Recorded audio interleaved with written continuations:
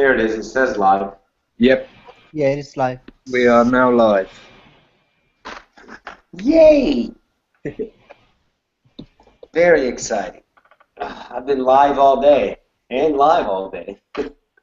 Had my radio show this morning, and then did another thing with another person live, and now I'm here. Awesome. Awesome. Yeah. So, Prana, Chen told you about this group of aliens or group of beings when he was younger, and he described them as jarheads, correct? Prana?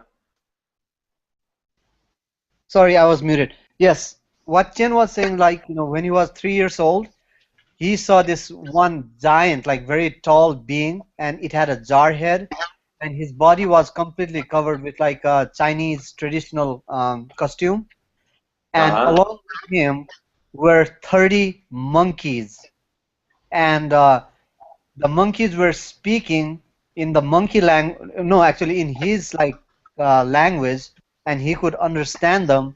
And the monkeys like were standing on top of each other, and they were giving the big guy or the jarhead, um, they were giving Chin, or they were putting Chin in the jar and saying, "Here, take it, take it." So my question is, what did Chen see, and if there's really an entity that has, like a description or like a jarhead entity, and that comes with like the monkeys around them. Right. Now that I got the full picture, it seems to me this is going to be in the derivative of being visited, yes. However, at such a young age, his symbolism in his mind is only equatable to so much that his mind can transfer to what he understands as reality, in other words, 3D. So,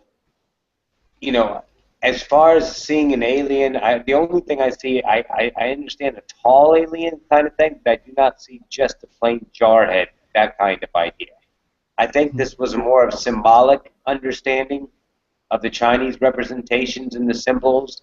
To understand that, I don't know what he has to do with that. I haven't looked into that part of it.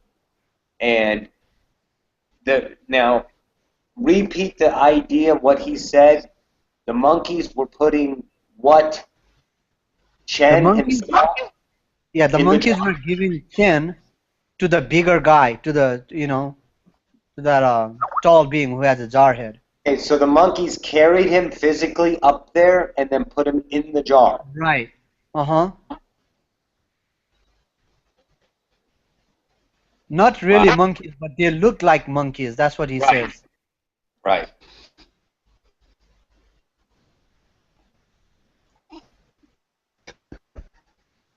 Yeah, that's a twisted one. Right. The only thing I can see from that is he was putting himself in that fashion in this new being and seeing from another perspective of maybe one of his other selves or the understanding of what that was from the inside, and the only way he can equate what you would call his mind, to be like put in a jar type of thing to see what's on the inside. But I think that, this only feels like a dream and symbolic translation to the best he can equate again with his limited type of vocabulary at such a young age. Does that make sense? That's the only thing I see. Because I'm not getting any being with a plain jar head. There are big frickin' beings, 50 feet, 100 feet tall, absolutely.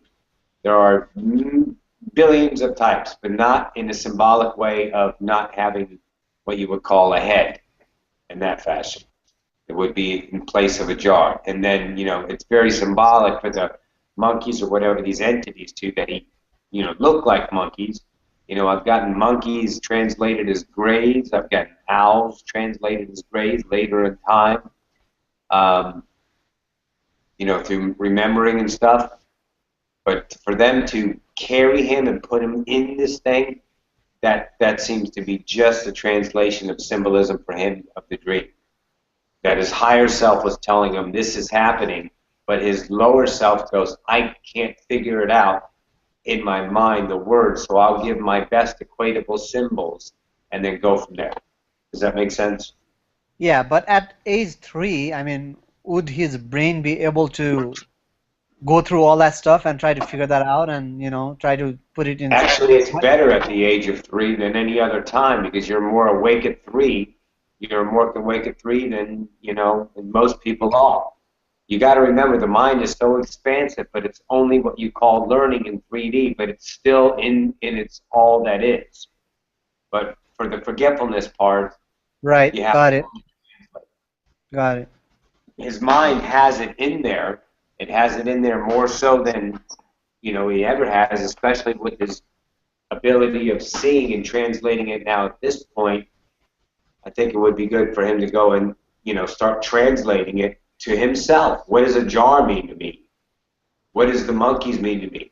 Maybe go into a meditative state and relive the dream in its fullness and let it expand on its own and realize he's not imagining that the rest of the dream, that is the rest of the dream. You know? Okay, I hope Jen got his answer. There you go, Chen. Something about that for yourself to explore. Because if I've used this before because it just works so good. If you have some type of fire in a dream, some people will see fire as danger and others will see fire as warmth, comfort, and that kind of idea. So each symbol translates to each individual in a certain way, to the best understanding. That's why dreams sometimes appear so fucked up. But if you sit and look at the meaning of each thing, what it means to you, the pieces will unfold and allow it to happen. I love dreams, personally. Yeah, Okay. thanks, Roxy. Go ahead. Jen?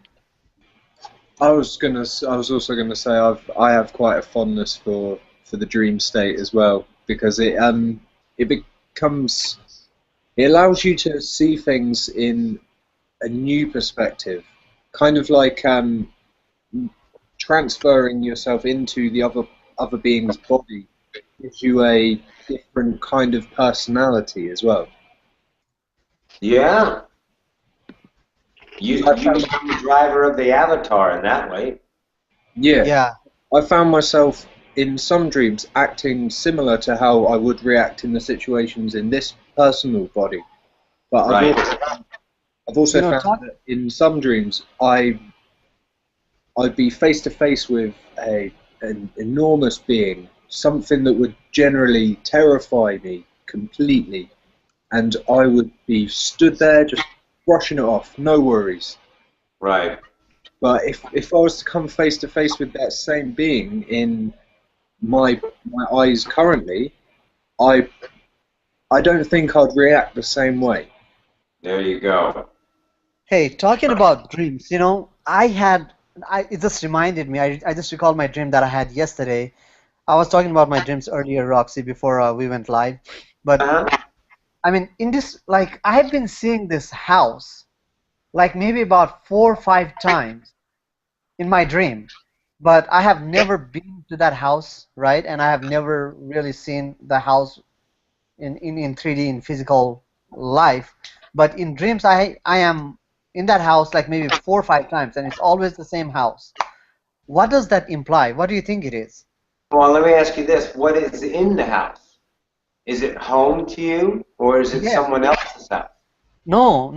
It is home. It is my house. That's what. Okay. All right. Slow down. I understand, but, I need to get all the details in that fashion. Okay, so it's your home, and you're comfortable in the house, and you move around, and you know your way around the house, and it's your house, correct? Yes, and what I also realized is like that house has, like, let's say a guest house, but it's kind of like connected to it, and and yeah, I mean, I see the tiles, I see, like, and it's like it's on the not on the ground floor, but it's below the road. you know, like I mean, how the houses are like in New York, where it's like, you know, one story underneath, like Yeah, yeah, I got you. yeah, yeah, like that. Uh, and in my dream, I'm like, oh, I am in this house again, that kind of stuff, you know. Right. But it's exactly the same layout, the same floor, like the red tile floor. Um, but it just amazes me that how I keep on seeing that part of the house. Well, I think the next time in realization you're in the dream again, start looking around.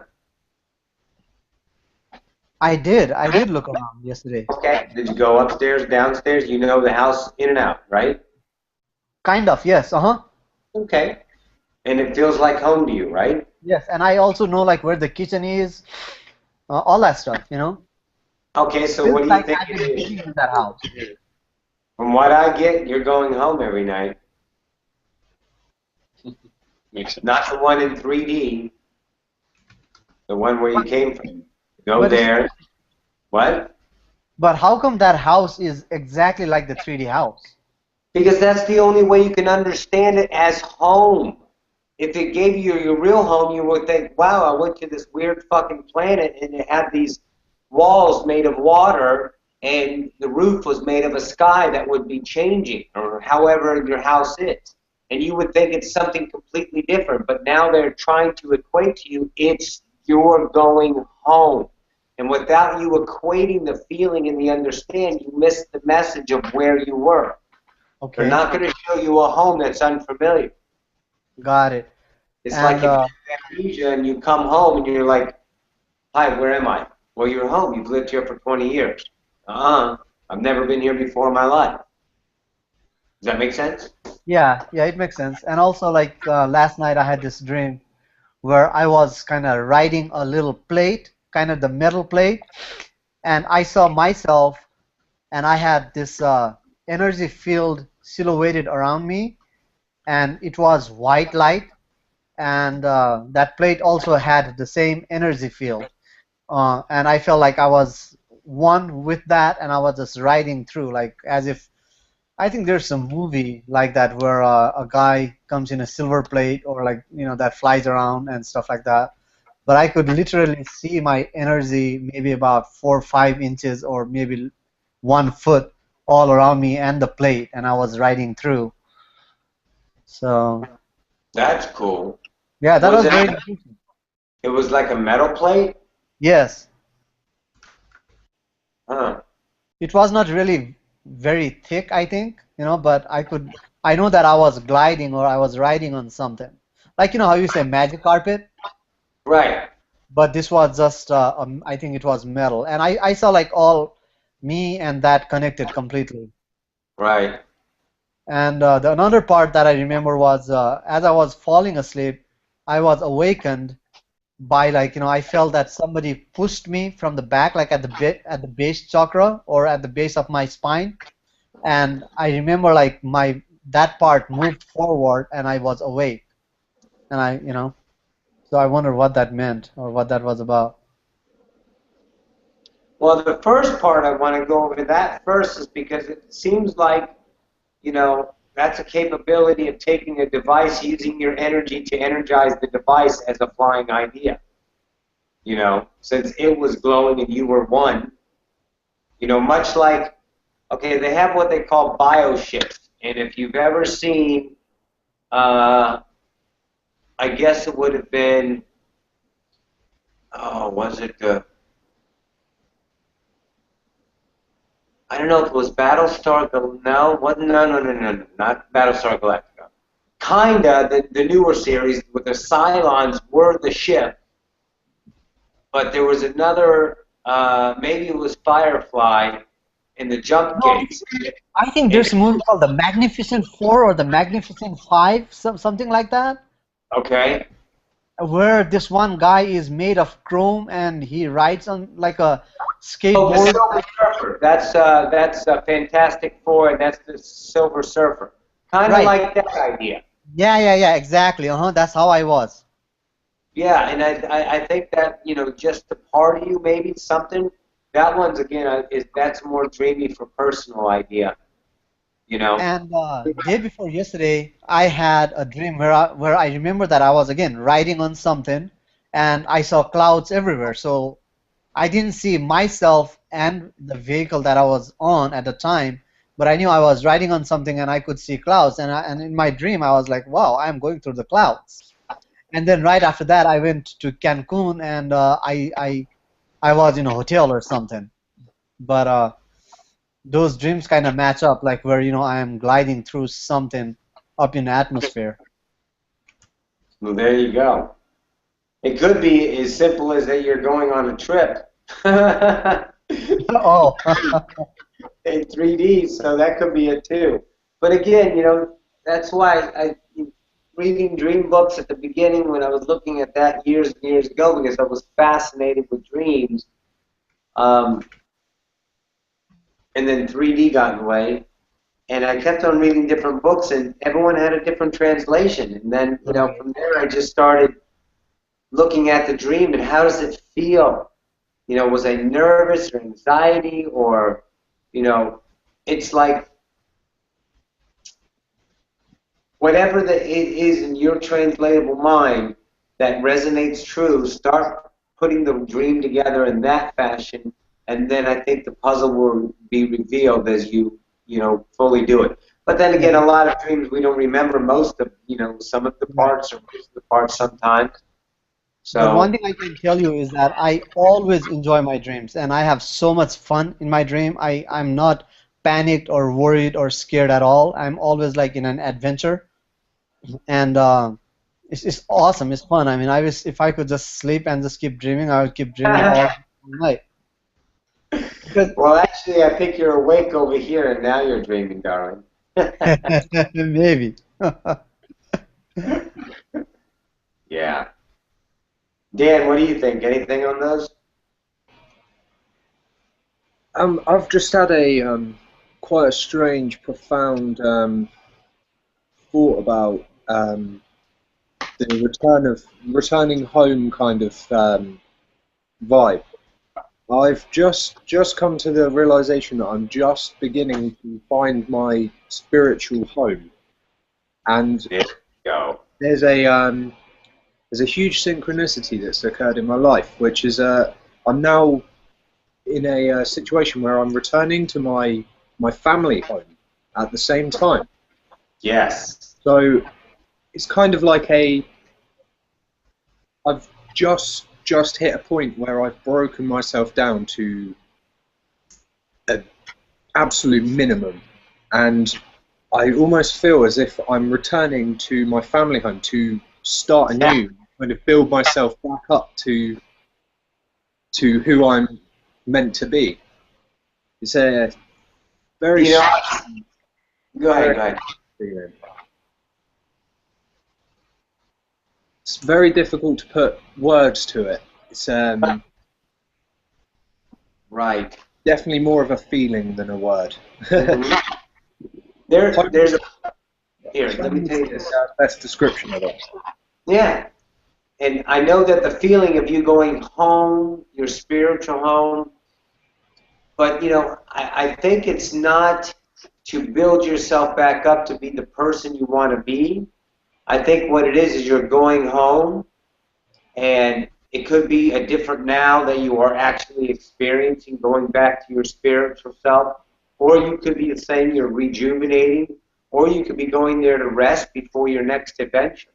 A lot of the older channels, and we're talking book writing channels from years and years ago, talked about the spiritual home, and we go there and we spend a couple eons there relaxing, just not even experiencing anything at all except our home and our family, not going on an adventure, becoming in that moment a particular Arcturian, or going to incarnate as, the Drachmonian or something like that, to experience that from whatever density.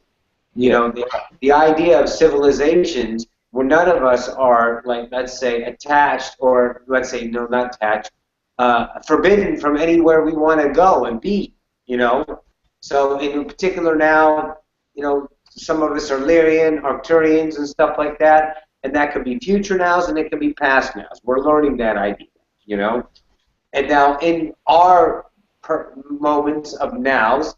We're creating different civilizations. We're incarnating, is in other words, the Dan personality is creating a game of being this and this idea and this civilization to live out that experience for however long. And then when you're not incarnating in anything particular, you're going home. Or just Dan, the rest of you are, all your other higher selves and lower selves and right selves and left selves, or web of self, multi-dimensional self. But Dan has chosen to go home to the spiritual home and hang out. You know, there's a lot to it. I think that we're discovering how vast it truly is in that fashion.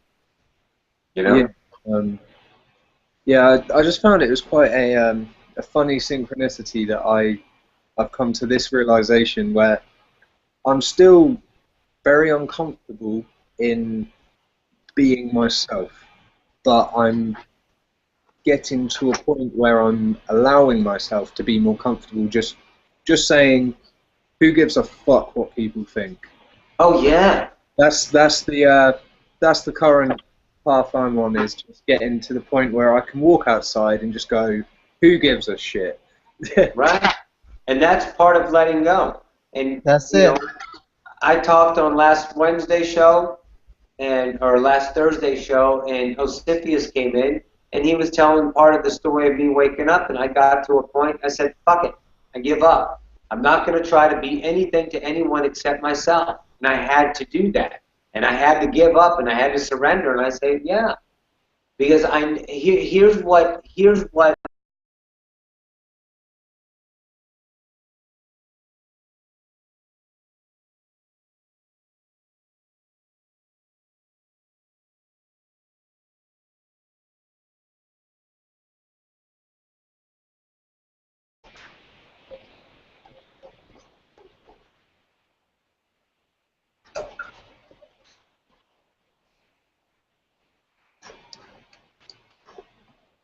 Welcome back, everyone. Yeah, that's right. Yeah, it seems that something just cut us off. Mm.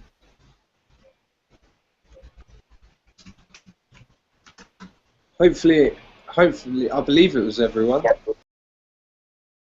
Hopefully disrupted the broadcast.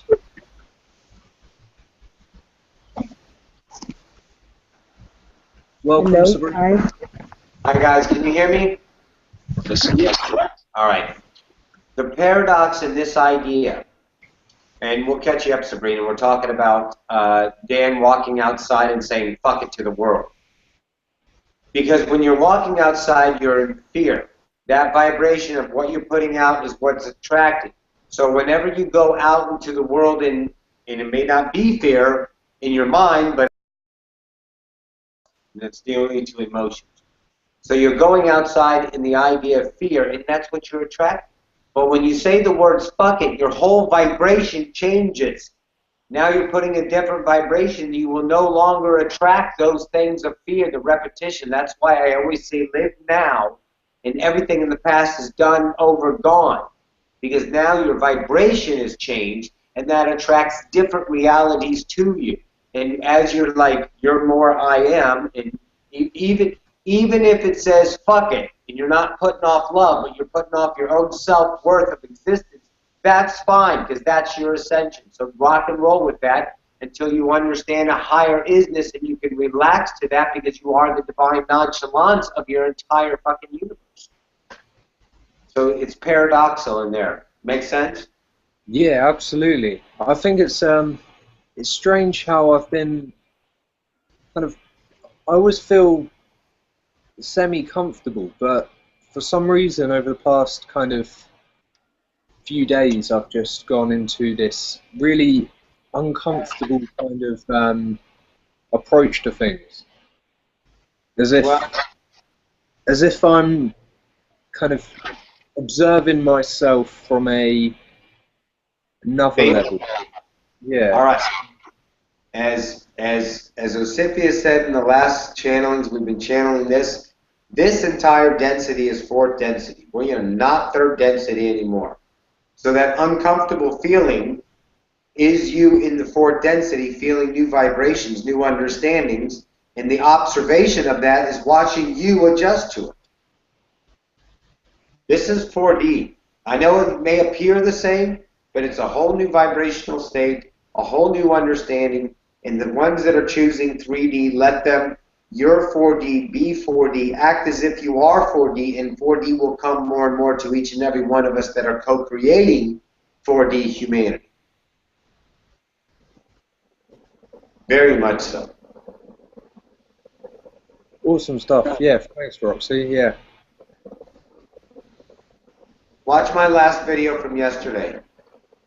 There's I've got it bookmarked. I'm waiting for a bit of spare time to sit back and relax. You got a bookmark, that's perfect. Do it in your perfect now, because that now's already been set up for the full expansion of that understanding. So don't worry about any time. But that'll give you perspective of specific side of 3D and what's occurring. And then I had I don't know what the second one is, entity come in, a really high being, and he was like just giving fractals of the idea of what you truly are, and it's like an observation, like you were saying, like you were feeling, you know. Good stuff. I've been noticing it a little bit more lately, especially when the first kind of proper, almost channel instance that I had. I was kind of situated behind my right ear, watching myself, hearing myself speak. But yeah, it was well, it definitely wasn't this personality doing it. It was Iggy, who was a reptilian. So that was a fun kind of experience. Oh yeah. That was a little bit less uncomfortable because I kind of knew what was going on, but now it's started to become really kind of unknown, really unfamiliar, and it's just kind of adjusting to the new energies. Yeah. Right. It's fourth density. We know what it is already because we're there, but we're just remembering it in the 3D. Remember, you're ascending the human civilization. You're ascending the species. You are already ascended. The fractal personality you chose as the species is what's going through it. So now you're giving yourself the idea of observation of that, so you can be comfortable with that and be an entity of familiarity, a vibration of familiarity, to let the 3D go through its emotional understanding and understand the new energies in that fashion and ascend the species, humanity. So that's why the observation mode always works for me so well, because I'm like, holy shit, this is weird. Oh, okay, let me just watch it. And then I'm right in my zone of all that is. Yeah, it kind of takes a little bit getting used to the feeling of traveling a little bit astrally, but while still being conscious of this particular dimension. Right. But that's cool. It's showing you the abilities. How many places we can be at the same time, experiencing it at one time, which we are, you know. This is so fun. I just think my mind's trying too hard to relinquish control. It's still being a little bit of a dictator. Right, it's holding on, and that's fine, but that's what you're letting go of, to show the trust, and the mind will let go of things that are no longer. Once the mind sees it's secure in the new way that you are allowing things to come, and feelings of remembrance, and magic, so to speak, the mind shifts from the paradigm of protection of 3D, in other words, trying to hold on to what is, because, or what it perceives that what is, what truly what was, and it's staying there because that was known and that was comfortable and that was the idea of security and continuance and comfort.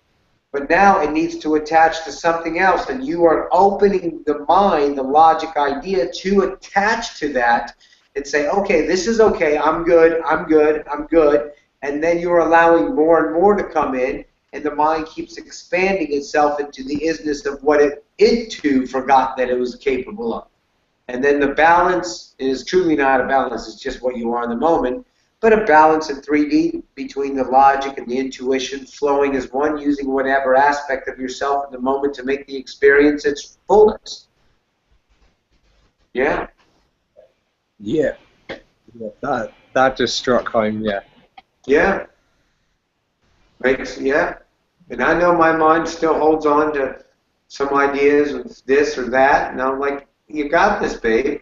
And I just keep going about the nows that I choose, you know? Going to a friend's, going to a Starbucks, going out for dinner, making dinner, whatever. Waiting for, you know, the next now of excitement to show itself. So being in whatever distraction or now, you know, I'm choosing. It doesn't matter because it's all experience, it's all life, and I'm always actively in my head doing stuff, always actively on a cellular level expanding. You know, so physically it may not look like I'm achieving a lot, but in my mind I'm frickin' doing a lot. Yeah, yeah. I definitely know the feeling there. Yeah. So it's like 3D's even become an avatar in a way.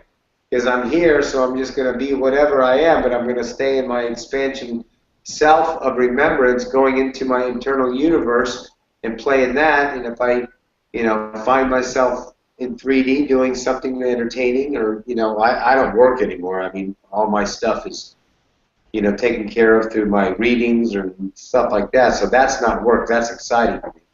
So whenever that comes or the channelings or wherever I'm needed, that I call myself to for excitement and love, I do that. And if it, you know, if that's playing poker for a while on Facebook, or if that's talking here, or if that's going for a walk or going to meditate, it doesn't matter. So any action in 3D is what I'm choosing. In the real work for me is getting done inside, and then in excitement interaction of 3D, I'm still in my universe, like right now. I'm sitting here physically in front of a computer, but that's just the mode I'm using to experience this creation. And this excites me because this is humanity expansion, you know? Can we talk about meetings? You can talk about whatever you want, darling. You and I are going to meetings together. Yeah, what is that about? When you said that, something hit home. Expand on that for us. Did you watch the video? No, I didn't watch the video. Which video? Today with Jim.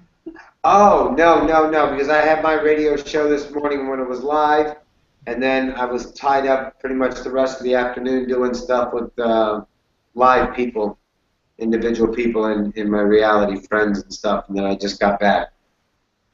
So I need to watch that video then. You need to watch it. So then I asked, remember the about the meetings that I kept saying? Yes. So then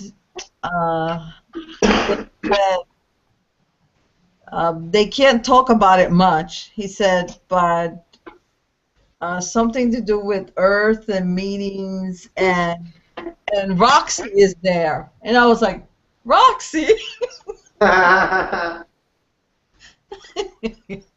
have to watch that. You're gonna have. I don't want to give it all away, but Don't give it all away. Yeah, give me some surprises. But or let me have the surprises. Where's it at? On the Hulu channel, or on the Hulu page? Yeah, there was a lot of good information there today. So Okay. So you might want to watch the whole thing. Oh, I'll watch it. Yeah. Oh. But it was very interesting when they mentioned you, and I go, she doesn't even know this yet. Yeah. I'm giving her information. Love it. I love it. So yeah, I'm excited about watching it. That sounds fun. Yeah, yeah. So I was like, okay, but. And we are live, Sabrina. Just for a heads up, I don't know if you caught that. Okay. That's fine. I haven't said anything I'm not supposed to. No, you're But fine. thank you for telling me. Sure thing, Team Ken. But I thought that was really good. I thought it was really good, and Douglas, the one that it's at the colony. Oh, you should hear this. This is really funny. You all will enjoy this. So I asked Douglas if I knew him, and he said yes. That we had spoken. We had a good chat, he said, and then he goes, "Oh, would you like to know what we were talking about?" And I said, "Sure." He goes, "Well, we were talking about during one of the sessions. I guess I don't know whoever it was that gave me information while we were doing the languages. Yeah. I said something about a naked man."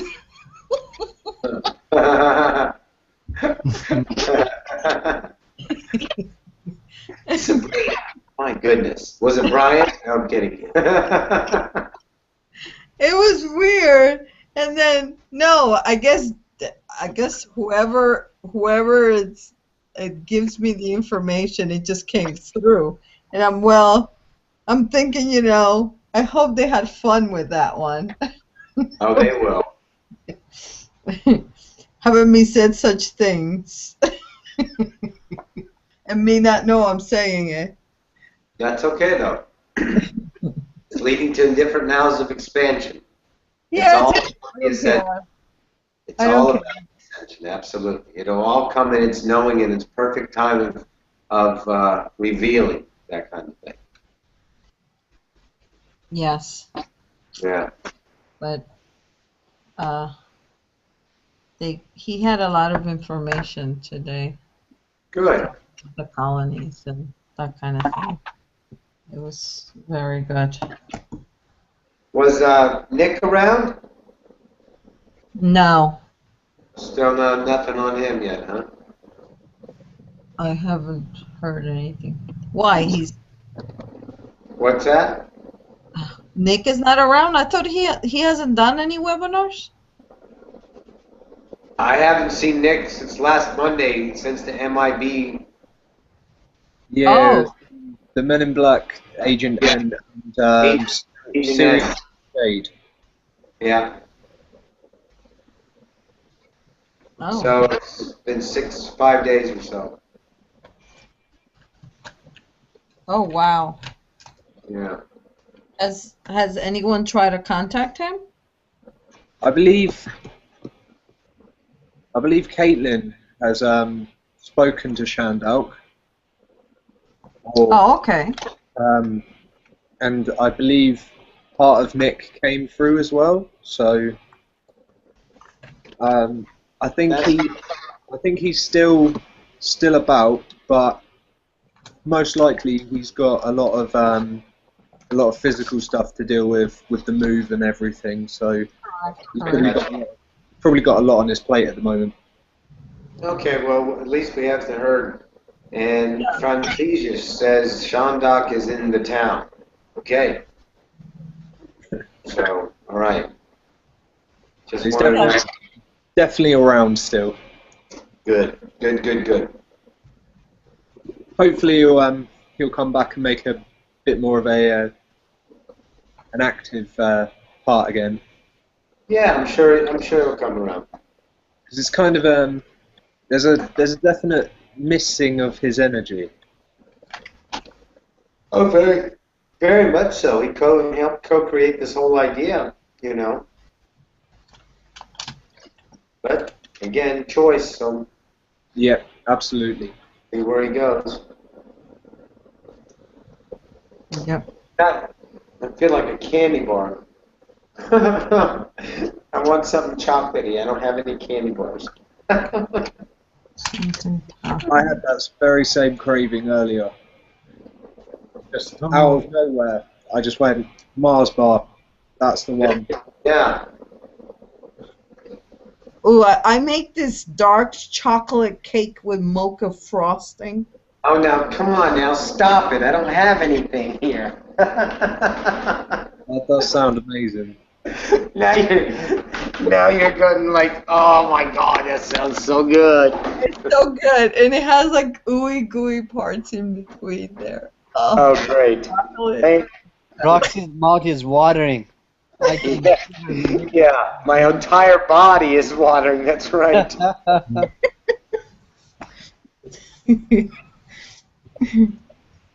Yeah, I try not to make it too often. Yeah, why do you gotta come and torture us, sister?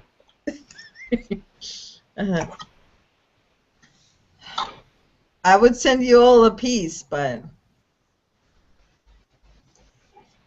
guess I will have to make it first.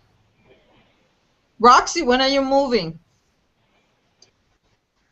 I guess everything is now, so I think it's going to be beginning of Wednesday, maybe Tuesday, Wednesday, beginning of this week. First part of the week, I guess. I think it'll be time to go. Where to, Roxy? Huh? Where to? I'm moving up to Clarkston, Michigan. Oh. A gentleman up there, his name is Philip Malika, and I met him through the radio station that I do my radio. He's had the show since the beginning, one of the shows. And me and him clicked and started talking, and then the next thing I know, he calls me up and says, "You're supposed to move up here." And I said, "Yep." And he goes, "We're going to do some work together and stuff, and the idea and books and channeling." And I said, "Yep. I've seen that. I saw that." And as soon as I made the connection, the whole picture came in. He goes, "All right, we'll get you up here. Let's figure it out in its own natural timing." So we put it out there, and pieces of the puzzle keep falling into place. So now it looks like this week coming up. Oh, that's great. Yep. And I set it up in a way so I don't have to make an effort. So I'm just like being my now until it's time to go, and it'll all be there for me. Ta-da! That's I do have to pack though, so I, pack some of my clothes that I don't wear, and I just need, shoes and I don't need any furniture. It's all furnished up there. So the furniture I have here, I can donate, give a couple of pieces to friends.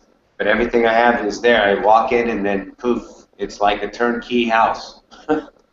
So that's freaking awesome. That was really awesome. That is good. Yeah, because you don't have to pay movers or any of that. Yeah, nothing. There to do my work, and obviously me and him co-created that, and he's given me that gift, and I'm taking it because I have just so much more to go on, and I know that up there and that energy environment is just going to allow me to, to go into 4D fully, which this preparation of now that's been happening is going to allow more, because I have such comprehension. No, that's the wrong. Complex, but I don't like to say complex anymore. I like to say intricate.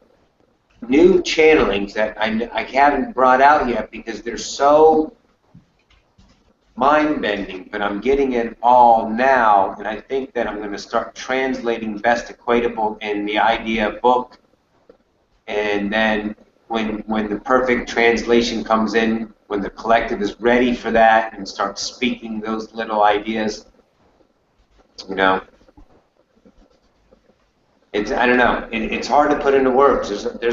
It's even becoming more and more difficult to put things into words because the vision and the energy that we see, that we're all seeing in this new idea, is like, wow, I just can't really explain it. So just send it to you telepathically, and you send it to me, and I think that's what we need to be focusing on: the vibration and the understanding of the connection of all, and let go of relying on the 3D stuff of communication in and of itself. In other words, the practicum is now in place to be the telepathy, to be 4D energy vibration. And in that gives us the more trust and allowance that is working, that is real, and that's where we're going. And then that in and of itself, just like we said earlier, if you believe enough in witchcraft, witchcraft will be. You believe enough in 4D, 4D will be, period. You know, that kind of same idea. I just got a little bit of a download. Awesome. I think, not think. I got a feeling that words in the form of sentences, as we are doing now, is becoming a little bit redundant, and we're going to a point where words are going to be used more as a tool instead of a everyday kind of communication basis. Yes. And when you hear what Osifius says in the channeling, the one you're going to watch, you're going to get that exact message. It's the internet is too slow. Phones are too slow. Emails too slow. There's so much redundancy in communication with words, you know. We can communicate with even less words now by just giving the sentence or the meaning the sentence of meaning in fewer, let's say, words that telepathically we'll know the whole idea already, so the words don't need to be spoken. Does that make sense? Yeah, absolutely. Or in other words, just say sense. And you go, yep, sense. Yeah. That's it right there. Oh, that's fucking funny. Cracks me. I've been starting to feel a bit more of a connection with Osifius, actually.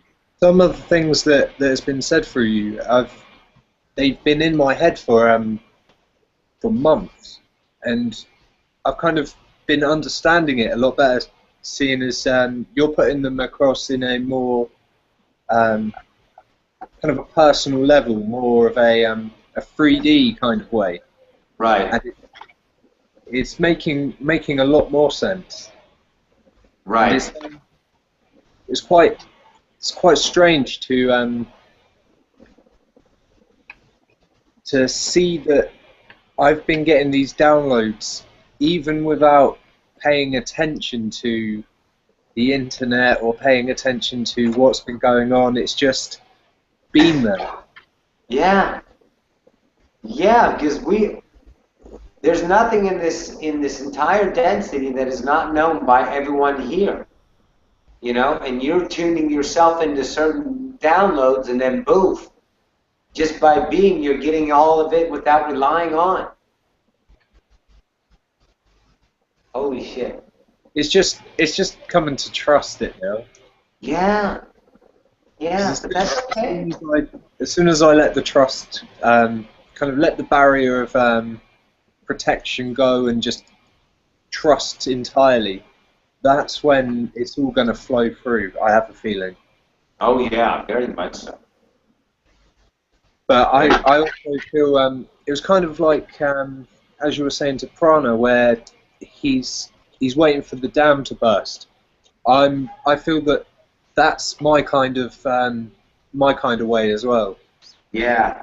Just I keep trying to put another brick on the barrier, but no matter how many bricks my mind puts up, there's so much force coming in from the waters that are going to push it out the way.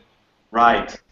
And who was that? That the Pleiadians call it, and also Jesus to John is another channel, and I don't know if anyone, they call it the tsunami wave of love.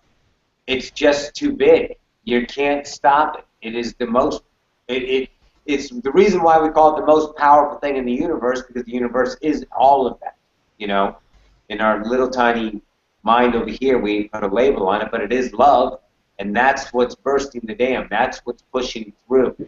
That's what you're allowing more and more. And in that, you know, and it's kind of hard some people, because love, what do you mean love? You're thinking, you know, I love chocolate or I love this person. But love is creation, the vibratory state of that. In love is everything. So that's what's bursting. That's what's coming through. And then it's off. It's off to the races, baby. We're fucking going. Yes. The removal of the conditions of love. Right. Because we've been trained to love in a certain way. We've been trained to act in a certain way So now it's just breaking down that barrier and Yeah. realizing what love truly is. Yes.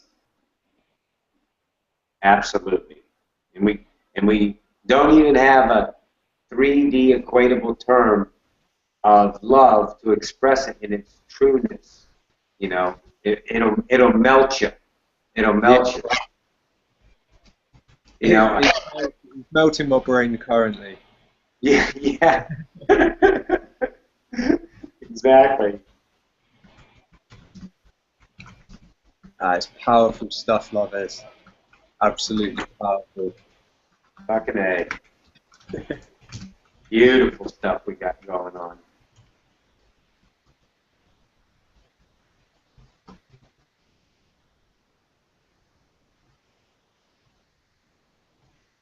Is it our period also a reflection of our creativity? Very much so, Chen. See you later, Prana. Love you, doll. Much love to you, Piranha. Love you Bye, too, guys. Prana. Bye. Have a good day. You too. I'm leaving soon too. I still have a little time. I'm gonna do some 3D stuff. Oh, stop with the 3D. Every time you get on, you have to go 3D, and you stay on for another 2 hours saying you got to go to 3D stuff. No. Today I do because I'm going out with my friend. Oh, what are you guys going to do? We're probably going to go out to eat. I don't know if we're going to go dancing or anything. Oh, that sounds fun. So, yeah. I just reposted the chat. Yeah, dancing sounds fun. That's awesome. Yes. It is. Go out for a little. Where are you at right now? What state? Yeah, New Jersey. Jersey, that's right. The Garden State. Gorgeous state. The Garden State, yes. Yes, I know. That's why I have wanted, well, if we could have like a get together. I imagine everybody sitting on the lawn outside, talking, having fun. You know, all of us. Yeah. I have this vision in my head. Loving it. Keep dreaming it. It'll happen. Yes, I know. You'll attract it to you. Oh, yes. Hi, Sarah. Hang on, she's still getting on. There she is. She's still there.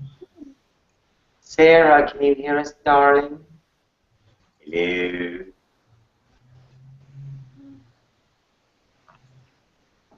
She'll be there. Well, I gotta go, guys. Have All fun. right, baby. Love you. Love to you, Sabrina. Bye. Have fun time. Bye, friend.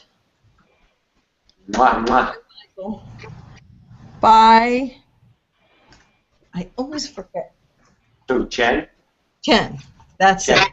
Yes. His microphone's down, but he said goodbye. Bye. Hey, you know, maybe you could dance in front of a naked guy tonight. That would be fun. Good luck.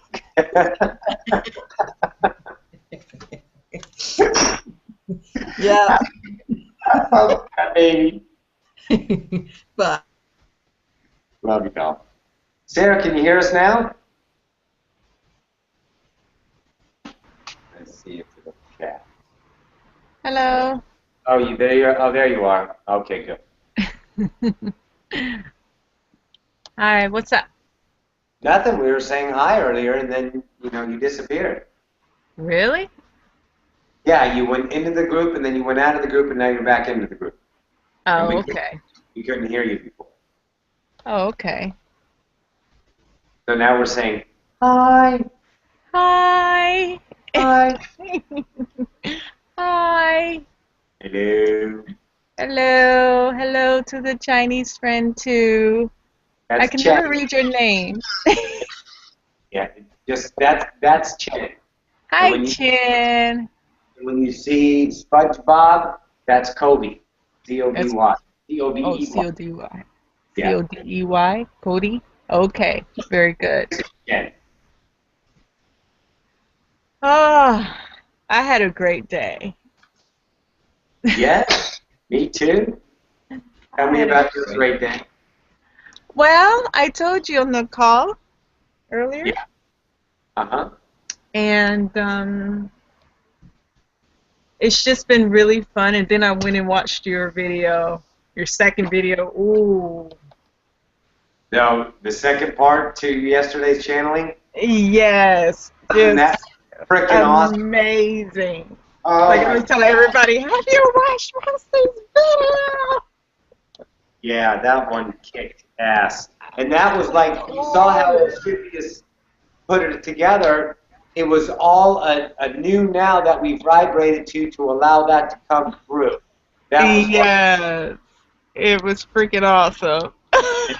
I don't know who that was, but he had some very strong energy. I had the idea if speaker one was going to come through, and hmm nope. And I was like, okay, I'm not familiar with this. And Osipius says, don't worry about it, it'll come later. And I said, okay. I told Michael that I thought it was I say if it wasn't God, it was somebody one step below. That was absolutely amazing. Yeah. It was Oh goodness. definitely a very high being. And, it's Yeah. funny because they've been giving me different energies since I started being, the idea of an open channel, and they bring, different higher energies and, more, and even the lower energies are not low. They're denser. They're thicker. Yeah. And the higher energies are lighter and they vibrate faster. So Yeah. that's the difference. So it's not like a low energy, but it's just a thicker, more solid.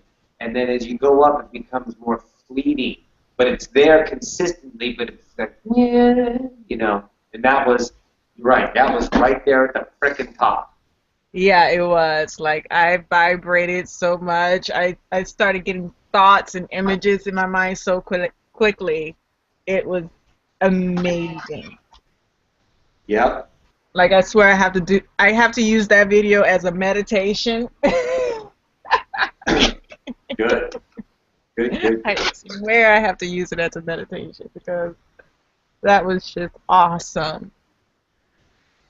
I wanted to confirm some things with you. Oh, was somebody else talking before I joined on?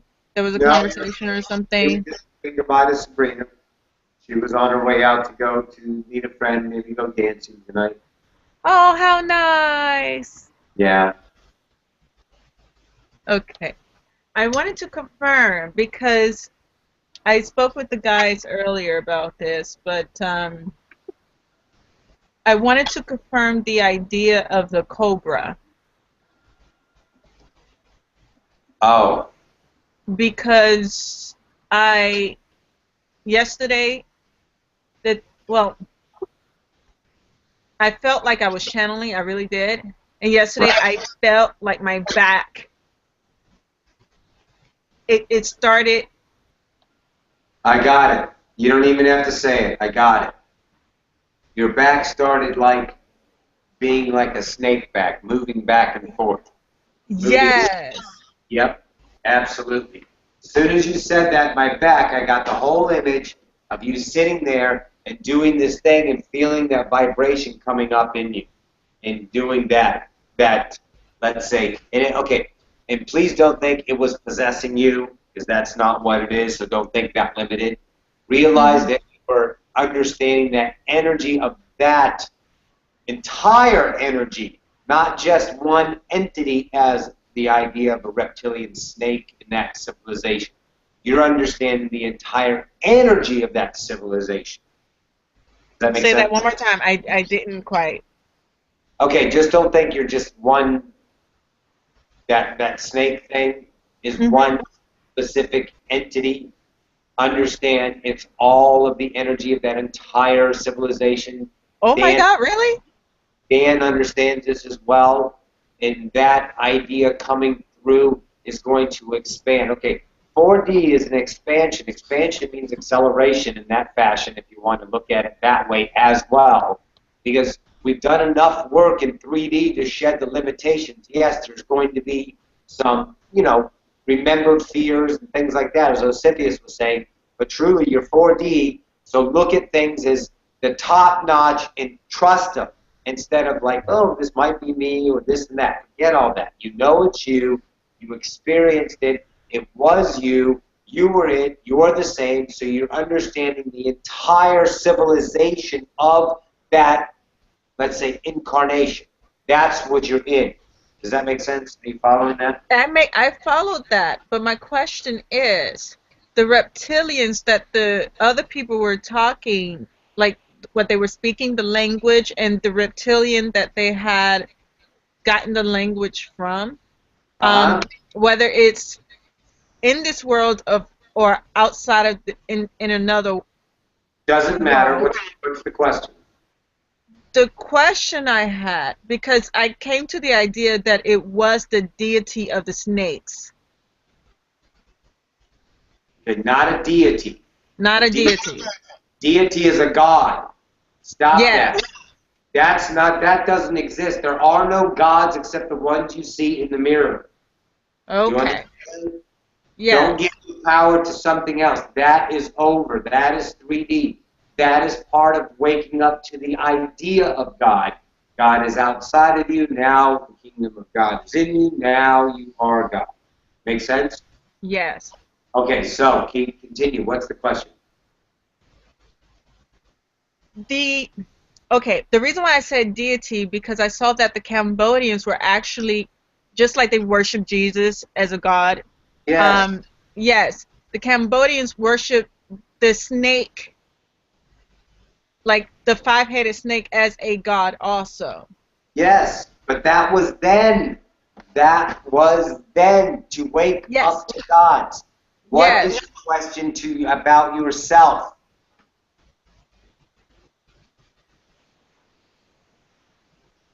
Find the question, darling. Oh my God.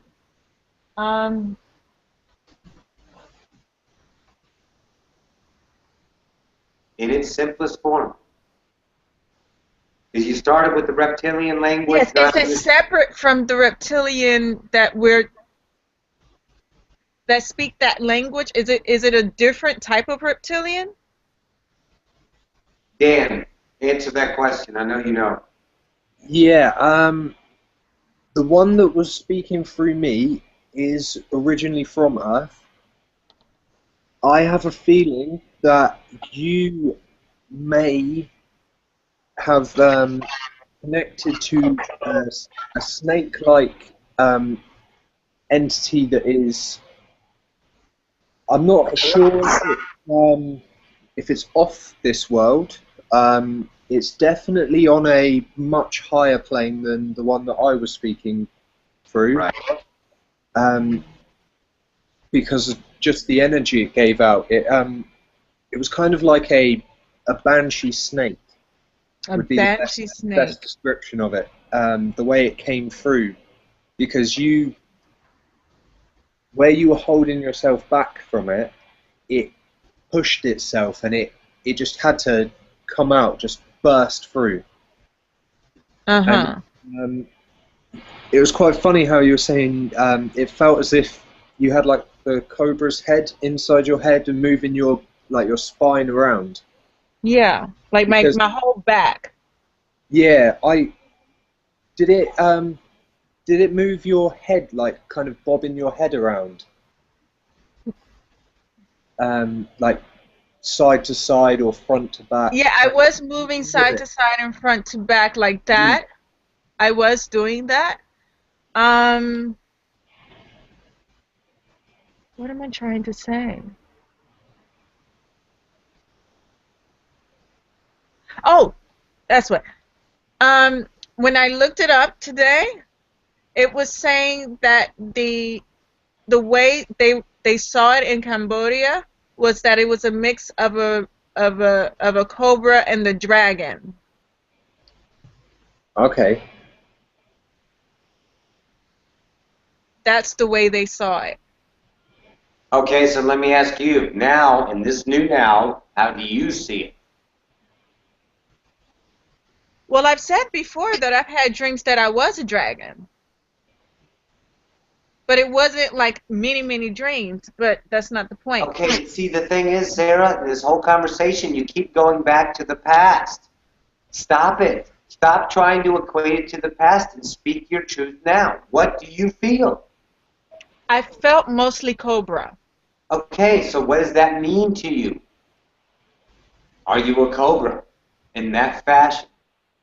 I'll give you the answer, I'll give you the clarity, but I want you to explore yourself instead of trusting everything on the outside as your own answers, because you're giving yourself the own answers right now. You're just doing it in the reflection of the outside.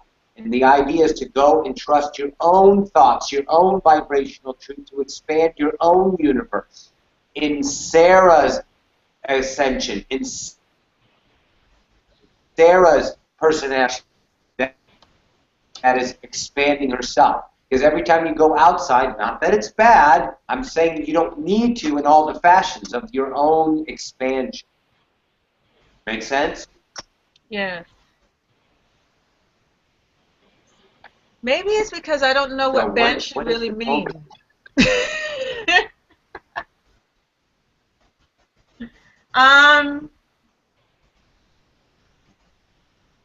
Do you know what I was really imagining? Because someone made a comment towards it. Is someone said, imagine yourself as the baby snake? Yeah, that was Dan, as a matter of fact. And halfway through it, I was trying to imagine myself as that snake. Keep going. I was trying to look through the snake's eyes, if I could. And did you? I think I almost got there. Okay. And now next time you do it, you will get there. Because you didn't have that imagination to take you down that path for a joke. Once again, it's expansion, it's remembrance, it's revelation, it's revolution within to expand your own isness. Okay, like many of the gods that are around the world, and we'll go with the Egyptians, and we'll go with the Greeks, and we'll go with the Romans. Okay, those were gods, those were civilizations that came down incarnated as God as part of a tool to get humans to understand the concept of God. Cambodia chose the snake idea.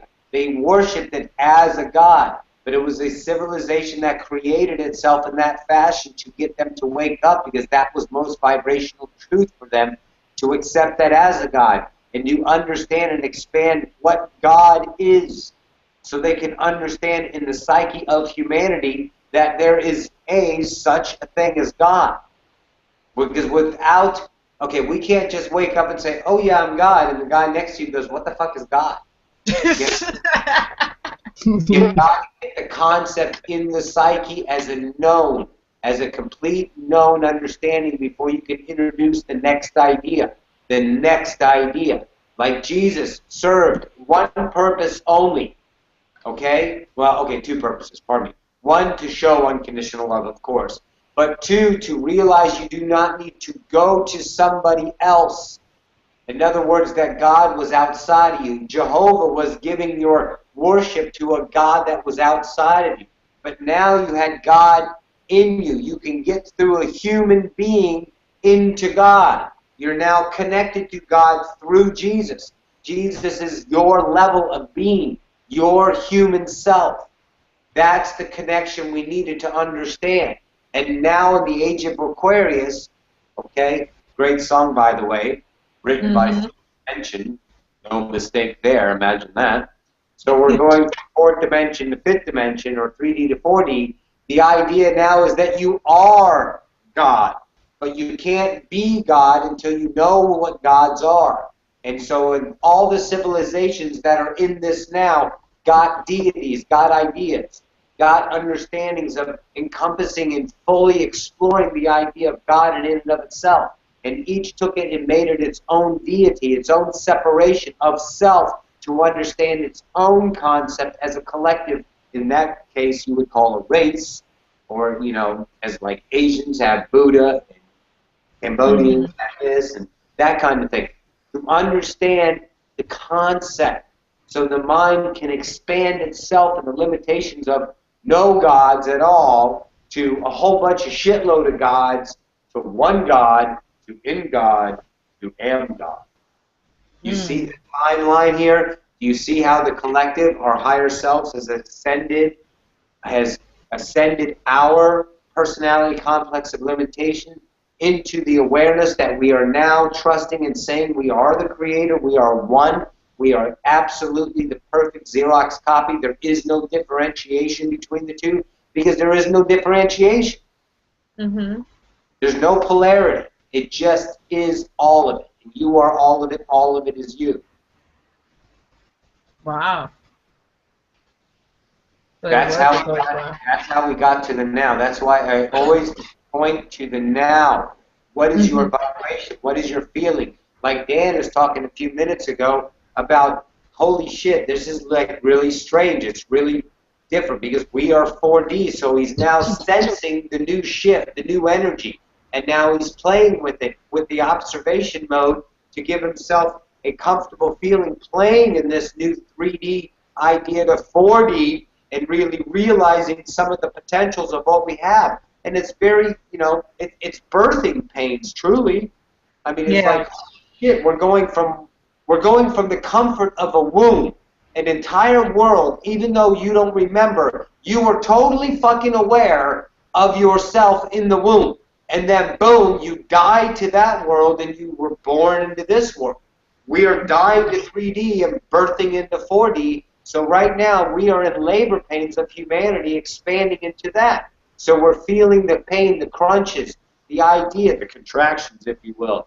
And it's just formulating itself in a steady rhythmic feeling of, you know, just pulsating love to envelop us to in that vibration. Trust of now is allowing us to step forward and fall into that grace and trust it.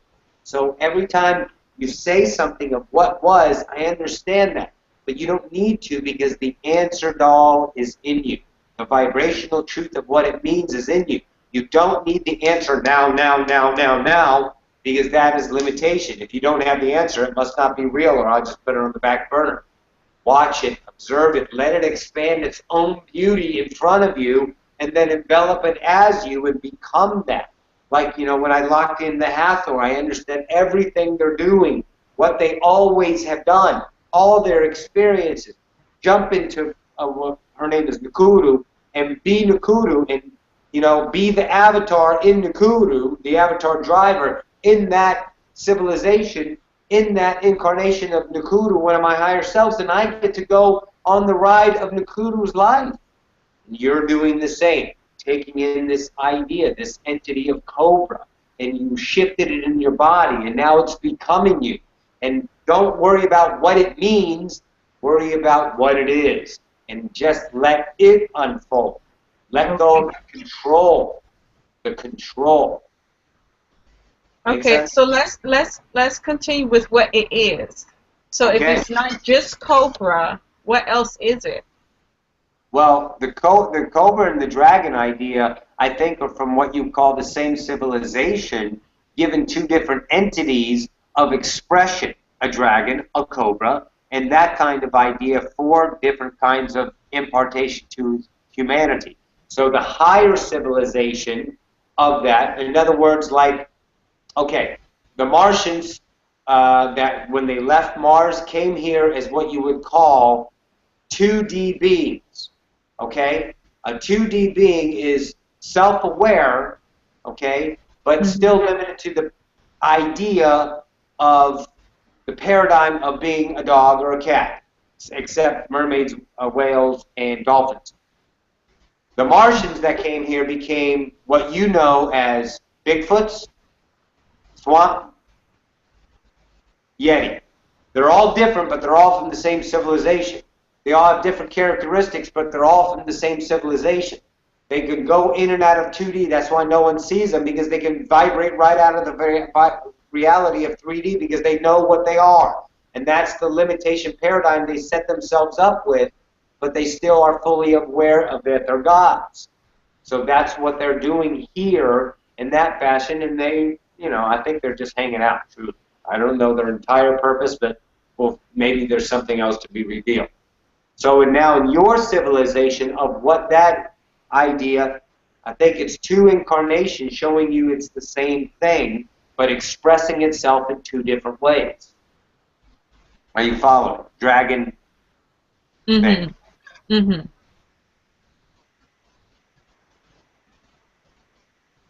And take this and let it go and find your truth in it.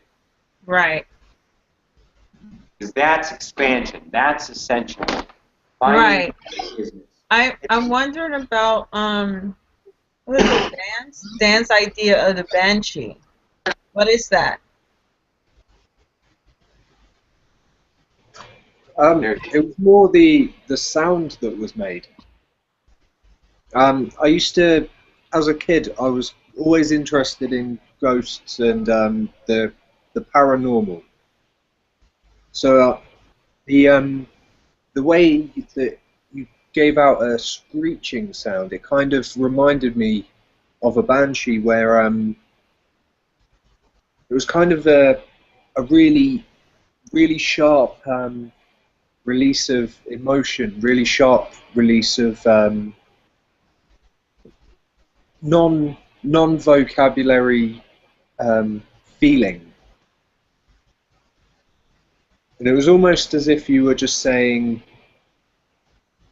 I give up, here I go. That was my feeling at the time.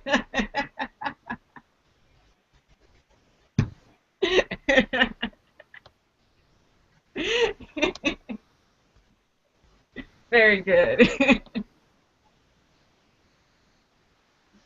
And look at this moment now. Look at this moment in and of itself. By you asking these questions and getting this perspective from Dan, from me, and all of this is for you. It's not for us. It's for you. And these are truths for you to understand and expand upon as you perceive them as true. Right? Yes. Yes. It's about you, Sarah. It's about you and your ascension. You chose here to come here to ascend the species, to ascend Sarah, the personality complex.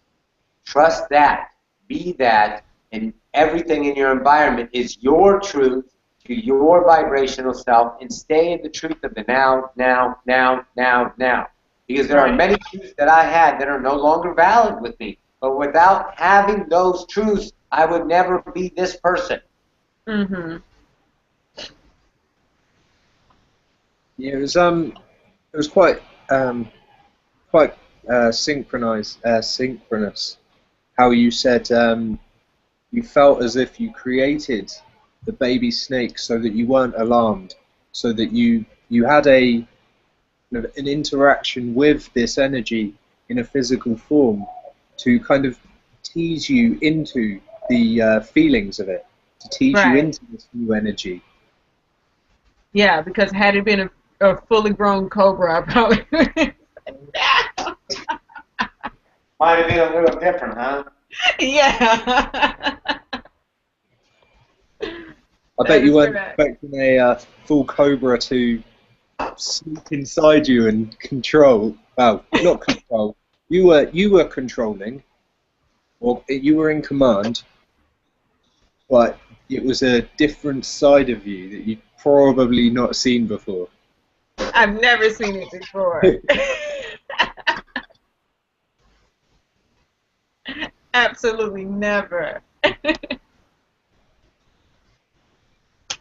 Yeah, it seems to be the thing with the reptilian energy. It kind of, they have a tendency to catch you unaware and be a little bit more powerful than people imagined. I think that's what what actually causes the fear is because we automatically know, we sense that they are extremely powerful beings. We sense that snakes have so much power that we don't understand it and we become fearful of it. Mhm. I'm not necessarily saying that it's a wise idea to just go up to a snake and, you know, act as if it were a like a feline or a canine. Mhm. That may not work out in the same way that you would with meeting a dog or a cat. Right. But they tend to have a strange magnetism that is based solely on feelings and an intense kind of. I guess it starts as a fear because then you have something to understand from it.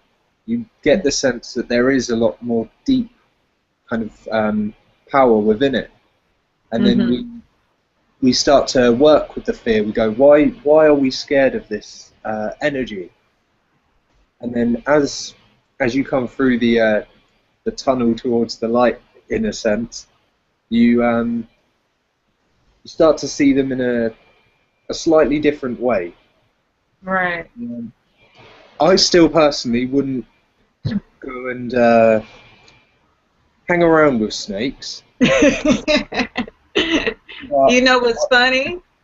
It's funny on my walk this morning, a lady came, well, she was in the park, and she decided to tell me and the other gentleman who was walking, she says, be careful of the bridge. There's a snake over there. It probably moved since other people were walking the bridge, but there's a snake over there. Be careful. And I went, as I was crossing the bridge, and I'm looking around for the snake. Like, where is it? So I think there's still a little bit of fear. Yeah, I know how you feel with that. Even though I feel as if the snake energy is within me quite strongly now. I still have some unresolved issues with the serpent race, Mm. but I'm working through it slowly, kind of learning to understand it, doing more research into different kinds of snakes, doing more research into the less deadly ones, because Mhm. there are a lot of snakes that they're not even fussed by humans. They don't want to. Well, most snakes they're not really fussed by humans. They Mhm. just go about their business, kind of hidden away. And I think that's the biggest one is that they are very sneaky. They kind of come out of nowhere. You'll see the movement in the grass or something, and then when you see it's a snake, you go, oh, okay, that's a kind of gives you a shiver up your spine. Yes. And you move away real quickly. But the quicker you move, they see that as a threat. And- wow. So if you kind of slowly back away, kind of give it room, Right. they tend to just observe you a little bit more instead of going, ah, you're going to attack me. Because Mhm. I'm not sure why humans are so scared of most animals, because we are about 200 times their size. So they're probably a lot more scared of us than we should be of them. That's the truth. Really, it is. Especially with things like spiders. Like even the little tiny spiders, they freak out loads of people. And they're so small. You can walk around most days, and you wouldn't even realise that you've actually probably got a couple of spiders that are just using you as a mode of transportation. So many, so many insects all day. They see you. They're like, ah, cool, a car, and then they jump on. Get to where they're going, they'll jump off again. I know I've given spiders rides before. Yeah. Just as long as I don't know, I'm okay. Yeah, as long as they're just, you know, minding their own business, I'm minding my own business. Exactly. Like, I don't mind being in mode of transportation sometimes. It's when they get a bit anxious and then they bite or they start to crawl around on like really sensitive parts of your body, like the back of your neck. Yeah. That's when they get out. Then you have a problem. That's when they get me, and then most of the time that's when my reflex to go squat just happens. Right. And then I end up feeling a little bit. I feel a little bit bad because I've just crushed a bug, but Don't worry, they'll come back.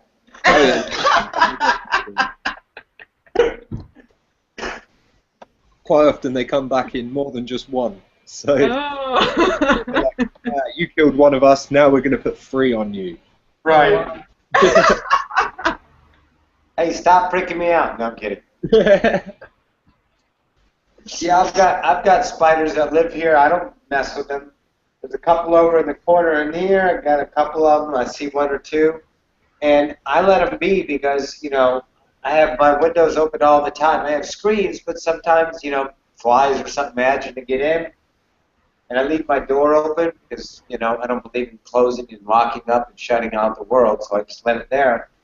And, you know, and then I look down and like, oh, there you go, you got yourself something, you know, just cycle of life or whatever. So I don't bother them, and they don't bother me. They haven't come and said, hey, dude, or anything like that. What's up? Nothing like that. Yeah. I'm okay with them like hanging out. They have just as much right to be living in the house as we do. Right. Like we just pay rent and mortgages and things like that. They get away with it. They're like, nah, you're being silly. Why are you paying that? Like, we don't have to pay the spider government. We're just Oh no. By the government. That's funny. That's great. that's actually just that's given me quite an imaginative story to go into now. Like a Go ahead. kind of, yeah, if you imagine how our society is, but in a spider colony, kind of like a mayor or something. You have like this spider wearing like stamping stuff and going in there getting votes. I just had this crazy realization that maybe the spiders are doing the similar kind of things that we are. Well, it's like some of those Disney cartoons, like the snail world or the ant world and Yeah.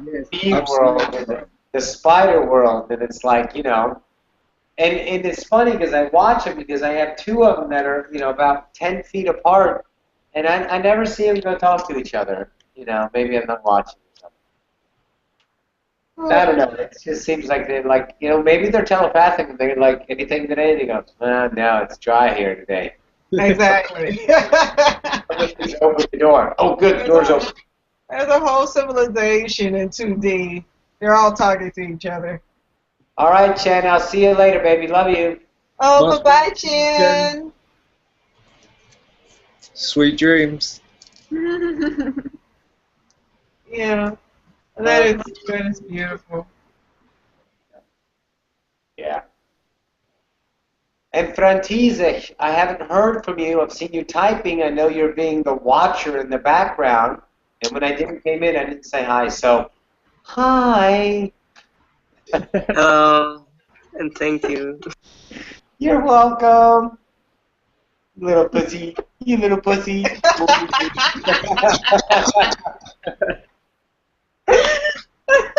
Oh, I'm sorry. Cat. Lyran feline. Get it. That's what I had. Oh, that's right. So I have a question. Like I said, the day before yesterday, I started to speak Lyran. So am I also cat as well as cobra? Are you? much more than that. Yeah. Go on. I'll be right back. Answer your question, Dan. Yeah. By saying you're just that, don't put limits on it. There are so many probabilities of who you are, and I have a feeling that you may already know who you are on a higher level. That you're piecing together the puzzle now, and you're getting the ball rolling, and now it's started to take off. It's just that downhill that you're gonna just roll down. Not really a downhill. Or downstream. Just Yeah, that's the one. That's a better one. going with the flow. Yeah. Just being taken off down, and you're probably gonna come to at least three more, if not many more, beings that are gonna start to appear to you. Definitely more than the two that have started to reveal themselves. Right.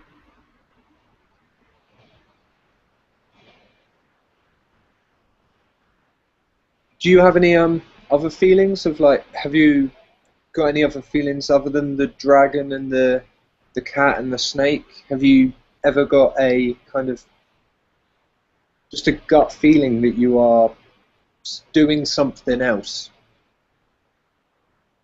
in another sort of parallel time to this? Well, I know what Miss Roxy said. She told me another one. She said the praying mantis. Okay. And outside of that,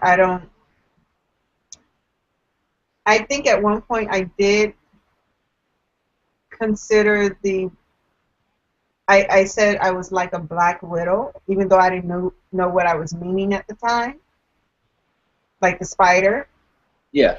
At one point I said that on a couple of occasions because I felt that way. Okay, cool. So there's definitely some kind of insect. Yeah. Oh. Like at least in animal world. Yeah, there's I think the one that gets most people into the idea of other beings is the animal spirits and the spirit guides. They tend to open up a channel to newer kind of levels of imagination, newer ideas of creativity, and they kind of, by seeing them in the physical representation of an animal, you then start to come to the realization that there is much more going on. There's uncountable different beings, especially in this particular universe. Outside of our universe, there's whole new levels. But that's the thing with her video today. Well, when I watched it today. Yeah. There was no limit. Like, it was absolutely amazing, the things that I saw. Yeah, we tend to say like this universe, but we're collecting information from everywhere. Yes. Like, so many different parallel existences in different universes, so many parallel universes with different existences. The thought process about it tends to leave it a little bit vague, because it's when you start to put words to it, it kind of limits it. Yes, it does, doesn't it?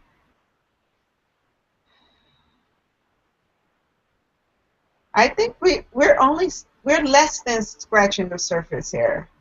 Oh, absolutely. We're yeah.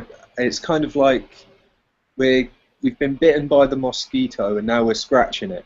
And now, as we're kind of scratching off that, there's a whole new layer to us underneath there, which is kind of changing into our outside skin, and then it's rolling off kind of like an onion a little bit, Yeah. peeling down layers to then reveal a center which is a tiny version of an even bigger onion, which is then going to and then when we get to the center of that, we then revert to an even bigger one, peeling down again, and we're just constantly peeling away layers and layers, Yeah. building it back up, then peeling it away again, building it back up, and just gaining deeper understanding of our Right. personal experiences. Yeah, like I explained this evening, like I noticed that even though I had one experience and I thought it was a certain way, and then I find out it was alluding to something else entirely different, even though I'm happy with that first certain way, I become happy with the second certain way, and then the third certain way. It's like it's opening. It just keeps opening. No matter what you do, it just keeps going.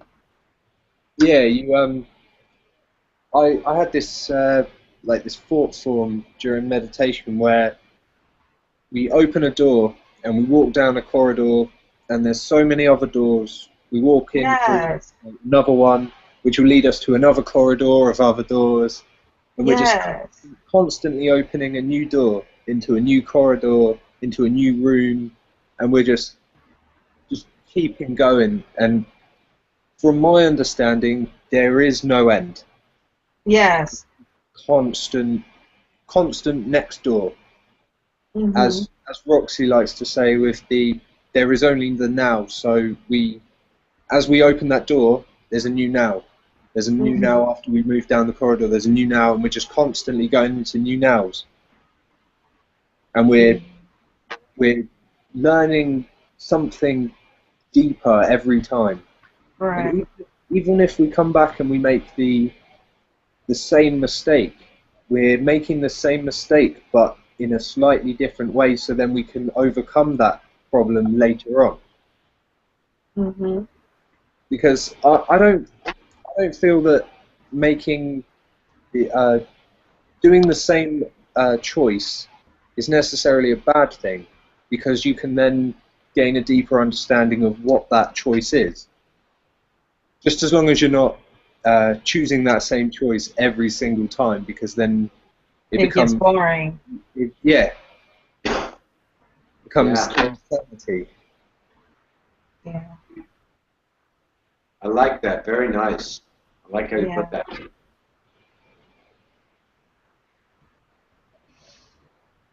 Well, you know what also came to me?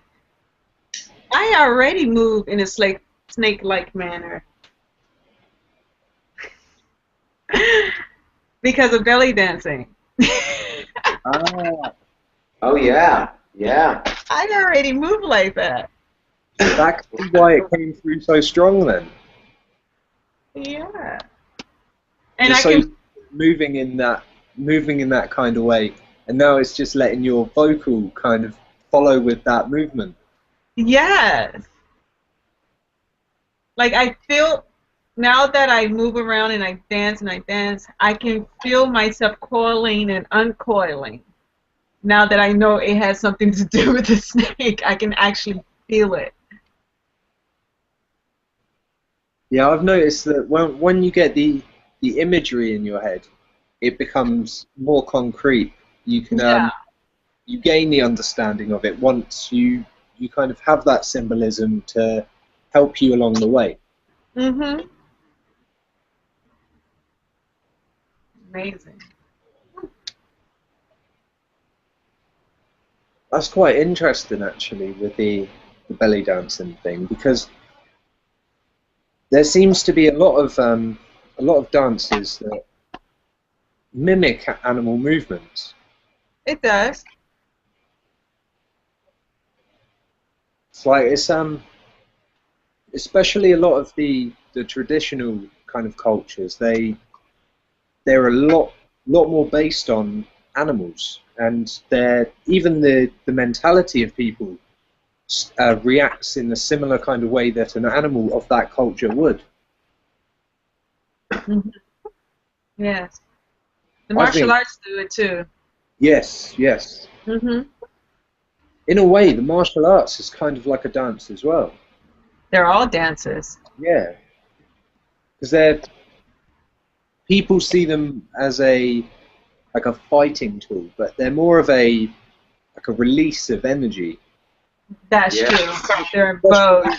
Especially with things like Tai Chi as well, because it's much more fluid. It's Yeah, easy going. my best one is capoeira. I love it because it's only a dance. It's a dance and fighting moves at the same time, but it flows.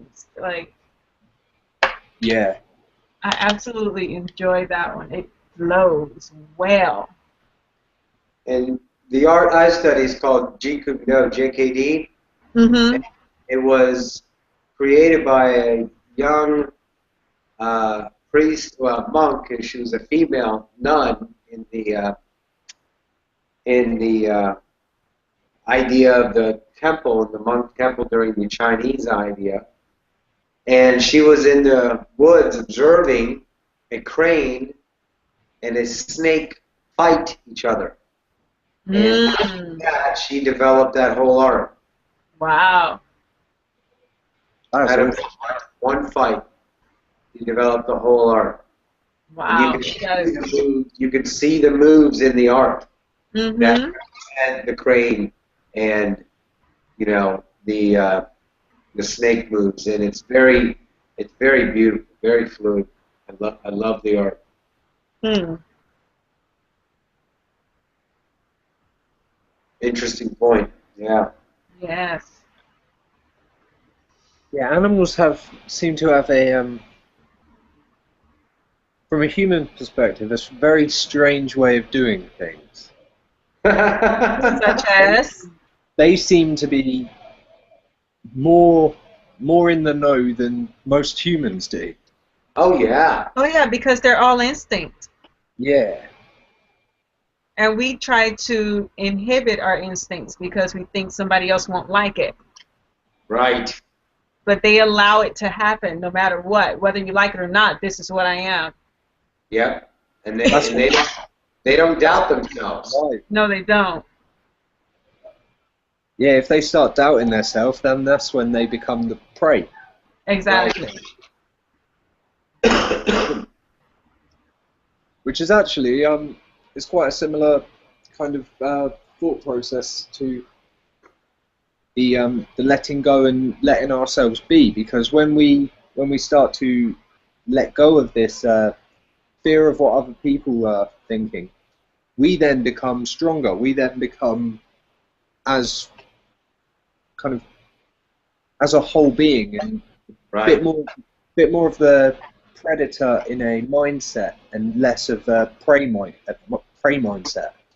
Like the victim mode. Yeah, that's the one. Yeah.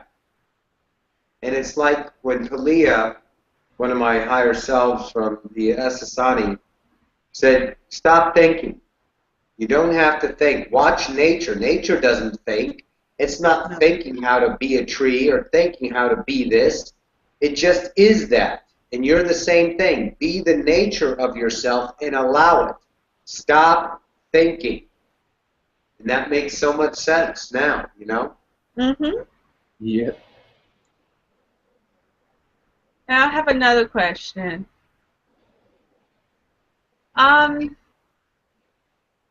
Would the cobra speak the same language as the reptilians? Depending on which particular civilization, maybe, maybe not. Maybe there's, like, if I speak Inani to a Parisian, the language is similar, but the dialects are different, but they understand each other completely. Oh, I see what you're saying. So maybe there's something in that. Because that's what just came through. Yeah, it's kind of the similar way where the reptilian humanoids of Earth can communicate with other reptilians of other planets. Right. I think that in some ways the reptilian races as we know and the serpent race, they are in some way linked. But I think they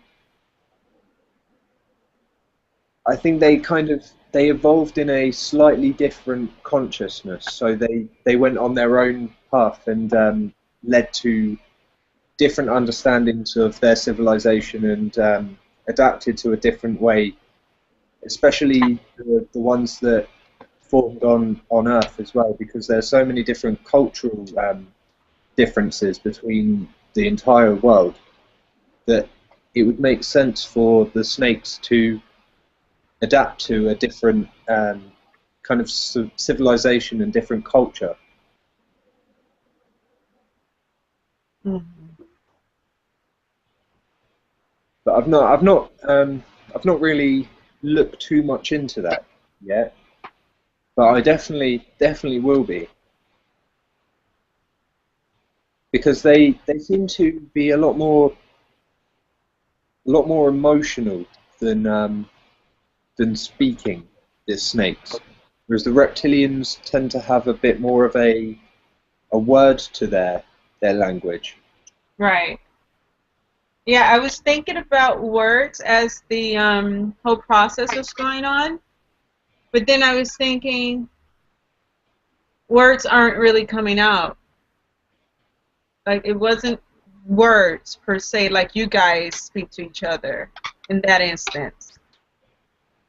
Yeah, it's more, especially with the snake stuff. It's their words can be fit into a very small little area, kind of like the Hathor, where it's Right. like one sound could mean many things.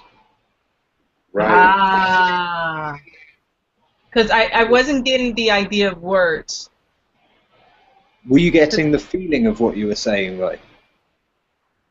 Well, I knew how I felt, you see, but I mentally I was trying to create words like you guys were doing, and I also understood that that wasn't happening, even though I was trying to take my mind out of the picture. Um,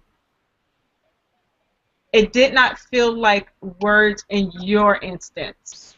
Do you understand? Yeah. Because there was a lot more reptilian coming through me than the snake aspect, Right. but I was still able to feel the energy, even though it was a slightly different kind of reptile. Oh. But I've also had instances where snake energy has come through me. Really? So I spoke with Nick a little bit of it, and I've spoken with Zenaida quite a few times, because Zenaida and myself also share a kind of a serpenty energy. Mhm. So I'm definitely looking forward to conversing with you in Snake. That's very good because I thought I was going to be the only one speaking it. No, you knew he spoke it. Yeah, you're not alone. I think it's quite funny though. I had the worst fear of the reptilian species. I let the David Icke mentality get into my mind a little bit too much. Oh, And yeah. yeah, it definitely twisted me in a few kind of fearful ways, but it also allowed me to come to the realization that there are friendly reptilians. But I found it quite funny how I went from such a strong, uncomfortable feeling of them to being really in tune with them. Mm. It was kind of like I'd been I'd been showed this fear that wasn't true to who I really am, and I was kind of battling against who my true potential was. By saying that I was scared of these entities, I was actually being more scared of myself and then becoming a much stronger reptile because of it. If that makes sense. It makes a lot of sense because I had the same thought with this new awakening and this new idea of the snake, because it doesn't match anything from my past, and I was afraid of how other people would view me in that instance if I were to say something around them. And really, at this moment, I don't care. Awesome. Because that's not for them, it's for me. Absolutely.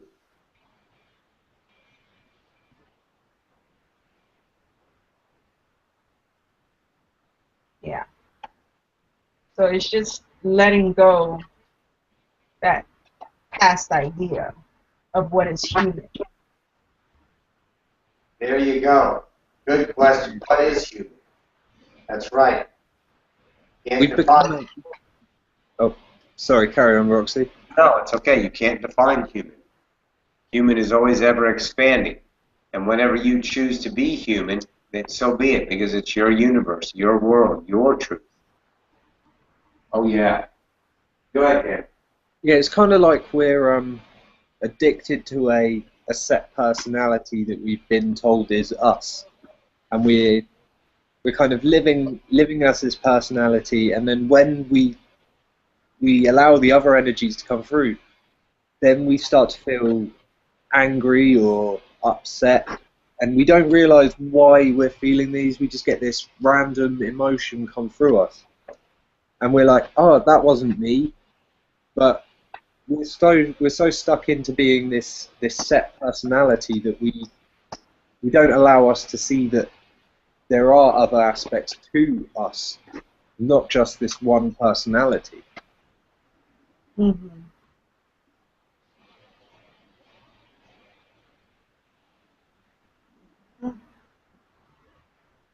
Amazing. Well, moving forward. Absolutely. I like the way you put that, Dan. You know, we were set on one personality, and we even scared by the world of multi-personality disorder. Mm-hmm. You know, this world is a fucking disorder, so they can give you another drug to keep us fucking stupid, so they keep making money. Mm-hmm. You know, we are multi-dimensional, and anything that you choose as a part of your personality is you. You know, I'm 12, 13 different civilizations right now fully that I'm aware of. I know there's more, but this is what I'm giving myself now to get this understanding, you know, and I'll keep going to more as that it should be. But I'll never not say I'm not multi-dimensional, multi-personality. Hi, would you like to meet Guru? Would you like to say hello to Jane or Nimi Koto or anything like that? Because that gives me the vastness of me, the potential of humanity. Yeah. Yeah. That's all part of living in 4D. Oh yeah. I think there's a bit of a correlation between the schizophrenic disorder and things like that to the making it kind of a negative mindset of it. So then people don't fully understand that there are other entities that are able to be perceived by people, and it's taken for the media to find these really extreme cases of schizophrenia for a larger amount of people to come to the realization that there are these other beings. And some people see them as, this person is completely nuts, and a large portion of people will see it for what it actually is, of a small child being given a huge group of friends that they don't particularly understand because they're brought up thinking that what they're seeing and what they're hearing is wrong. Mm-hmm. And then they're not being allowed to fully integrate these different aspects of what's going on because they're always kept with this mindset of I'm not right in the head or there's something wrong with me. But the world seems to be changing now, and it seems to be allowing these people a lot more freedom to just be. Right. Yeah, very much so. And it's even like Alzheimer's disease. You know, they're screaming at the top of their lungs they're hungry, right? But they're also eating at the same time. You know, they're in a different reality. They're just seeing the different ideas inside of them, different perspectives of themselves, and trying to equate it the best way they can. You know? So there's just so much to us. It's unbelievable. Yeah, But I think it's the understanding of some of these beings. They act in a way that isn't deemed appropriate by society. So then the kid goes, fighting's bad because I'm told it's wrong. But this being saying, oh, you know, hit this person. But you don't necessarily have to listen to that being. But sometimes they do actions that could be seen as negative, and then the child's not really allowed to understand why they're getting these feelings or these urges to attack someone, and then they're led to believe that they are this horrible, messed up person. I think that we're moving in a very, very pleasant change. I've started to notice that the wildlife is seeming a bit more energetic, which could be because there's not as much pesticides being used, and the use of genetically modified organisms is on a kind of, it's balancing out now. So it's starting to heal and bring back a lot of the wildlife that has been dying off over the past few years. There's been a rise in bees as well, I've seen. I know certain places they're still yet to see these the bees come back again, but that could also be because they haven't implemented changes to their use of pesticides and stuff. But it's nice to see that just by creating this in your mind and by living it in how we act, it's creating the world around us and allowing more to come back to life. that's it. Beautiful. I've noticed animals are completely different around. There's more and more interactions with animals that are more odd because it's more on a personal level of friendship instead of aggressive separation. Yeah. So I think the vibrational state once again has changed, and we're putting out a whole new vibration that the animals are recognizing us as part of all that is, instead of as the the separation and predator prey idea. I think and I think you're also right. Less pesticides, less things like that, give a more conducive environment of a higher vibration to allow species to flourish once again in their own way. Yeah. Good stuff. I love nature. Yeah, nature is so much we can learn from nature. So much.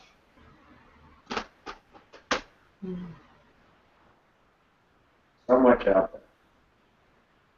there. I'm still currently trying to understand on a deeper level the emergence of the light cities and the little civilizations of people, such as the groups who have moved to Sedona, and there's a couple in, well, there's more than a couple in England, of these little just free villages, and I'm wondering how they're going to become. Wait, bear with me 1 second. I'm gonna try and condense this into words. I got you. And I got your download, so I know what you're saying.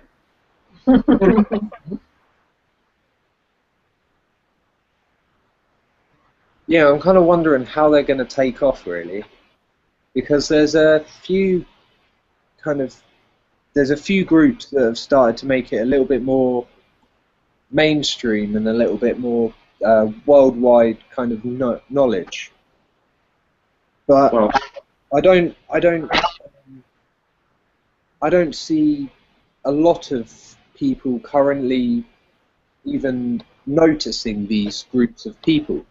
Would that be because they've become out of this these like standard, regular Joe kind of mentalities, perceptions of reality? yeah, you're talking like free villages and things like that, communities, you know? Yeah, I mean, if you look back at all the things in the communes that started in the 60s and 70s, and that was the groundwork for what's going to become, and we're doing the next idea for what's going to become, and here, put it this way, if you had a village and everything was free there, and you added 10 more people with 10 more skills and 10 more ideas, and everything was free there, it would just grow and become more successful, because the belief there is in that, and that would attract their abundance and their ideas and more to create it larger and larger until it becomes an idea in the collective that they would all do it. But, it takes hold in the collective, and then it takes time in the collective for more and more to wake up to that and then actually inquire about it and then actually commit to it in that way, and giving up, like you said, the Joe Standard way of doing things and going into another paradigm and things like that, So I just believe it's a process of understanding and getting into the awareness, and it's going to be wonderful, It's like Google. Google was the first company that just blew everyone off of the fucking charts as far as how to run a business. They ran the business for the people. The people are the government in that. Yeah, they have bosses and managers, but the people are their own entity to express themselves. They come to work in pajamas. They make their own schedules. They have full-time doctors on staff. They have a daycare center for the entire facility that's free. They have 4 restaurants. The restaurants are free. They want to go to work. And so that's why Google's trading at $700 a fucking hour, or $700 right now. Because they're brilliant, because they allow the richness of the people to be expressed, and they get to express their love, and that only attracts the whole thing. So Google became a model for more businesses to follow in the fashion on how to treat their frickin' people, unlike USAA gives you like 10,000 tests to do, and they research it to the bottom of the, to the day you were born, and they make you sign waiver and thing after thing, and then they put a whole bunch of shitload of rules on you. You might as well be you have an easier life in fucking prison than working for that people. So that's what's fading, and what's coming in is the Google idea to treat your employees as, what they are, humans, expressing their love in the way they choose to share it. And now these communes that are now like the village, especially in Sedona, there's enough vibration down there to believe in that world, that reality, and they're continuing to grow it. And I think, as that grows, it'll catch on as an idea to where it becomes a way of life eventually. Does that make sense? Yeah, definitely. Yeah, I'd love I can't wait to see the next steps of it. Oh yeah, well it's coming down. You just It's stay in gonna the be game. beautiful. Just stay in the game. And it's like when I was talking on my radio show, Sarah. Remember, like everything was today. Everything was free. You Yeah. know, everything is free. I go pick a house. That house is free. I like it. No one's living there. Can I have this house? Yep. Here you go. What do I have to do for it? Nothing. The Absolutely. electricity's on, and I need food, so I go to Walmart. Why is it free? All the food is free. Why? Because because we have everything, and the people that okay, let's say I would have like a part of society. So I would like to do one particular skill that I love to do, much like a carpenter that built my house didn't get paid for building my house. He loves doing that. He loves building, so they do that. There always will be something, as long as it's in the idea of the collective, someone will want to express their work in that way, you know? Mm-hmm. And that house, and why does he do the work for free? Because everything that he has is free. All his food, all his clothes, all his decorations, and no one hoards anything. No one goes after anything because it's all free. So I don't go to the grocery store and get 3 months worth of fucking groceries. I get a week's worth. I go back next week or whatever. You know? I look at the new spring fashions, and the clothes makers that are making the new spring fashion love to do that because that's their passion. And they do it for free. Why? Because the shit they want is free. You know? And everyone will contribute in their highest excitement. And yeah, there are going to be growing pains on how to handle, and we need to get rid of the oil idea that oil is just done. You know? It will be like free electricity and free cars, hydrogen cars that run on frickin' water, you know, that kind of thing. Well, they emit water, but they're hydrogen.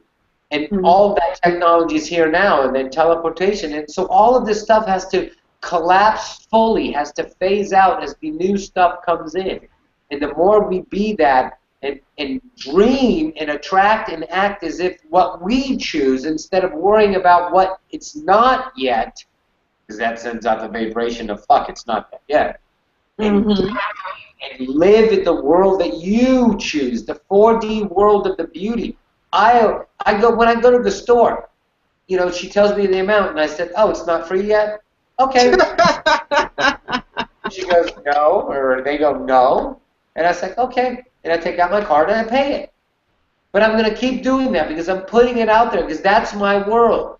I want a co-created unity world that we all act together and just are creating. If you ever watch the Last Samurai and look at the village, everyone played their part in the village and they loved their work and they created a wonderful world and they were so loving of their art. You know, that kind of idea. And that's where we're going. And I know it looks so monumental because everyone's like, no, I need money. It's free. Take it. Really? Yeah. Come back next week. There will be more. Because the people at the farmers are growing their food. Because they love to be farming. And what they want, it's free. Their joy, it's free. Why? Because it can be. Because we have enough. Because we are creators. It's actually funny that you say about going into the shop and saying, oh, it's not free yet, sort of thing. Right. I've noticed I had this similar kind of mindset today. I walked into the shop and I noticed loads of adverts for salad and vegetables. It was and they'd all gone down by at least £1, and I was like, oh yeah, that's brilliant. They're like starting to see it actually occurring, and it's going down like 20 pence at a time, but it's still going down. Right. And I'm noticing it go down slowly and slowly, but it's amazing to see how just by thinking that food is plentiful, that it becomes plentiful. That's correct. Yeah. Because we are thought. We are thought taking our highest love, and like what Seth was saying, you are thought. You give that thought your vitality, your love, your vibration, and it births into an idea of expression. So we, as a creative, collective, created suns, moons, earths, species, humanity, to experience. We got that urge. So thought is everything. So when you see the world that you want in your mind, you believe it. You act as if it is that. You know, I still try to manifest food out of the midair. It's still not working, but I don't care. I still dream of manifestation. I still dream of teleportation. I see myself on the other side of the room, and then I open my eyes. Oh, I'm not there yet. No big deal. I keep dreaming. I keep practicing the practicum of my reality I choose to see now. That's where I put my focus. I don't care what happened in 3D. You stay over there, bye-bye. I'm not feeding you anymore, and I'm living my reality of 4D. Mm-hmm. We're thought, man. That's right. Yes, we're thought. That's what we learned today. We're thought. I think it changed. That's the beauty. That's the miracle you're seeing. I love it. I've been living with the belief that hoverboards and other means of transportation are here, but I'm currently battling with the concept of the military keeping all of these technologies secret. I want to switch it so that I'm believing that they're going to release it. That they're There you go. Mm-hmm. That's it. just by saying that, I've actually just created the Yes. start. Yeah. Yes. Love Yeah, that. I want to be riding around on a hoverboard, one that just runs by itself. Well, Yes. you saw that.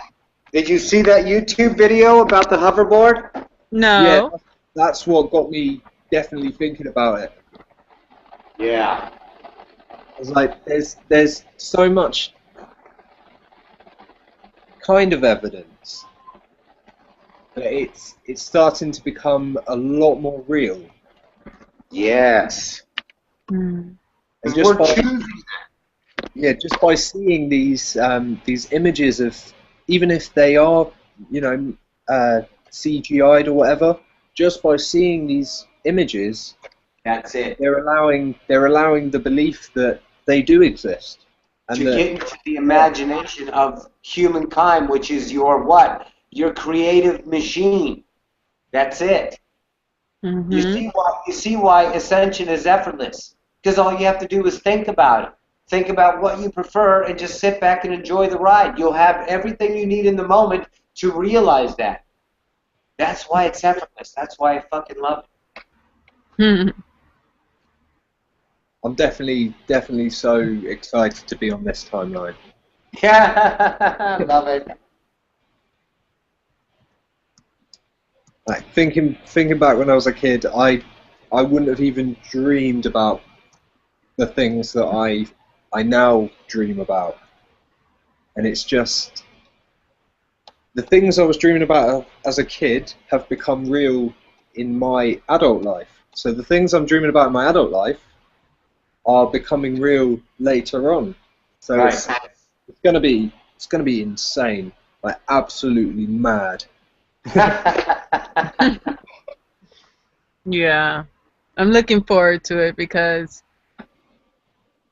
I haven't even had these types of dreams at all. Like my dreams, they're like just really, really, really tiny to almost non-existent the way it was before. And now I'm looking towards the adventure of what's coming. I can't even imagine it. I cannot imagine it, but it feels so good not to know. To just live right now and that's it. And surprise. Yeah. It's gonna be a surprise, I know that much. Yeah, the less you know for sure, the more is possible. Yeah. That's it. The funniest part about it is we're surprising ourselves instead of, Yeah. because normally if you're like you try to surprise yourself, doesn't happen.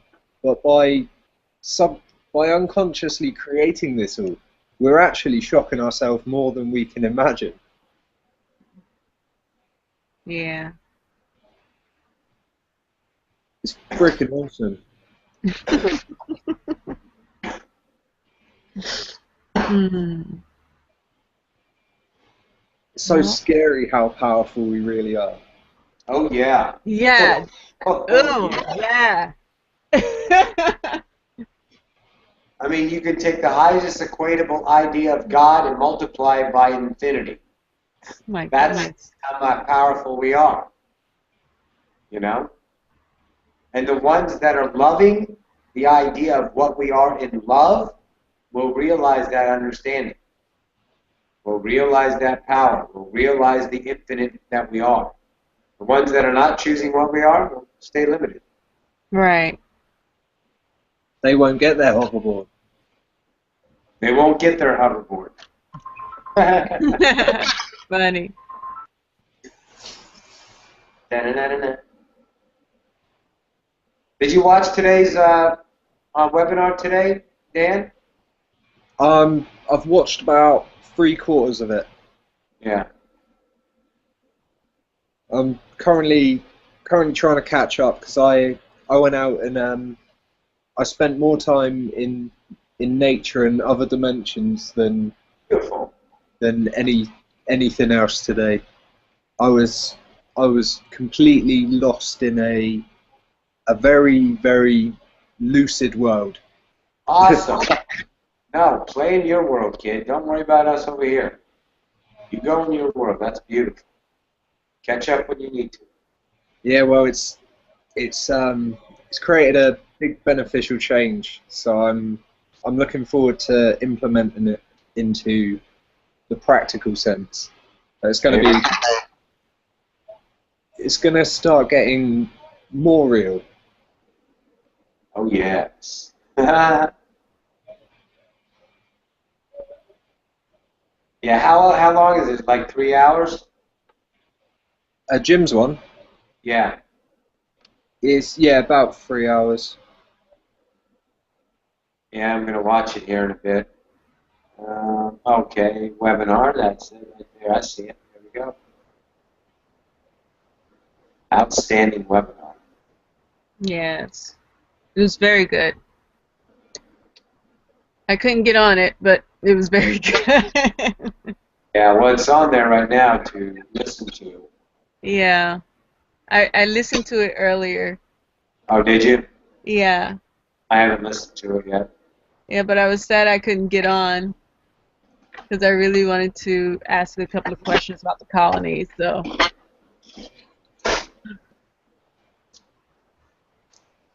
But that's okay. I'll do that later. What was it you were wanting to know about the colony? Well, one, I wanted to know if I ever visited because I haven't remembered a dream of that yet. And two, I wanted to ask about, because he said whenever you have a problem in your body, you can just ask for like one of the channeling entities to do like an energetic work on you. And so I wanted to ask about that. Okay. Yeah. About the wanting to remember the colonies. Do you wish to go? Yeah, I already sent in like the thing to the email saying that I wanted to go. Then you're already there. I was already there. You're already there then. If you've made the intention to go, then you are there. It just from what I've gathered, it takes a little bit of time for the fading in of memories, because the way they do it, they take you for a period of time, and then you come back, and then it starts to integrate into memories and feelings and a bit more knowledge of what's going on. Okay. I still want the energetic work because my body has been feeling kind of strange. Yeah, that's probably a lot to do with that you opened up a channel as well. No, this was before that. Oh, okay. and it's still like I can still feel it. So like I was wondering they can just help me straighten a couple of things out, That's cool. like my spine and the pain after I got hit by a car. So I want that to stop bothering me.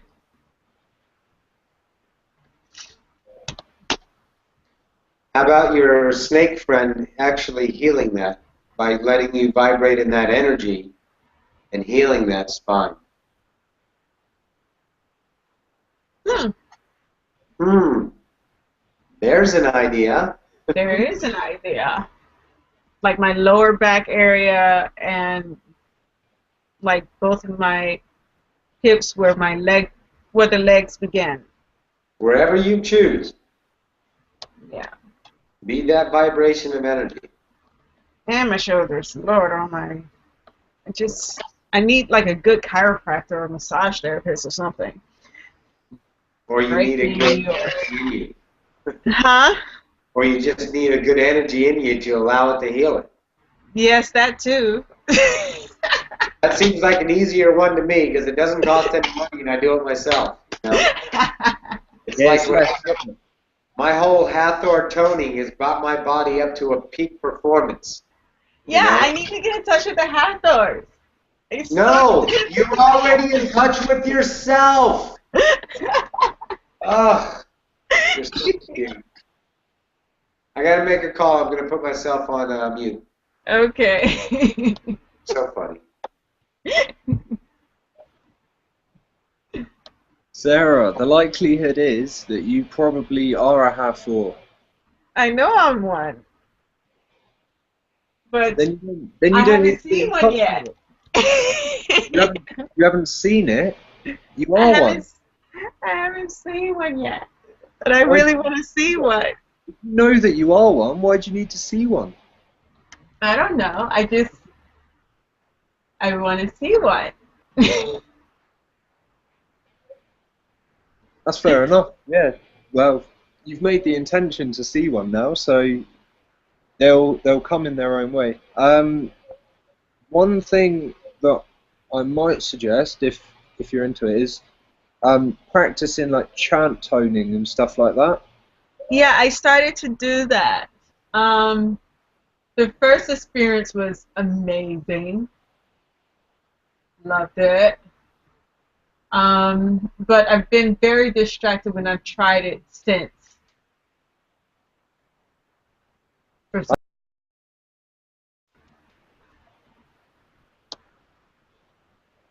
I need to figure out how to gain balance to be able to concentrate.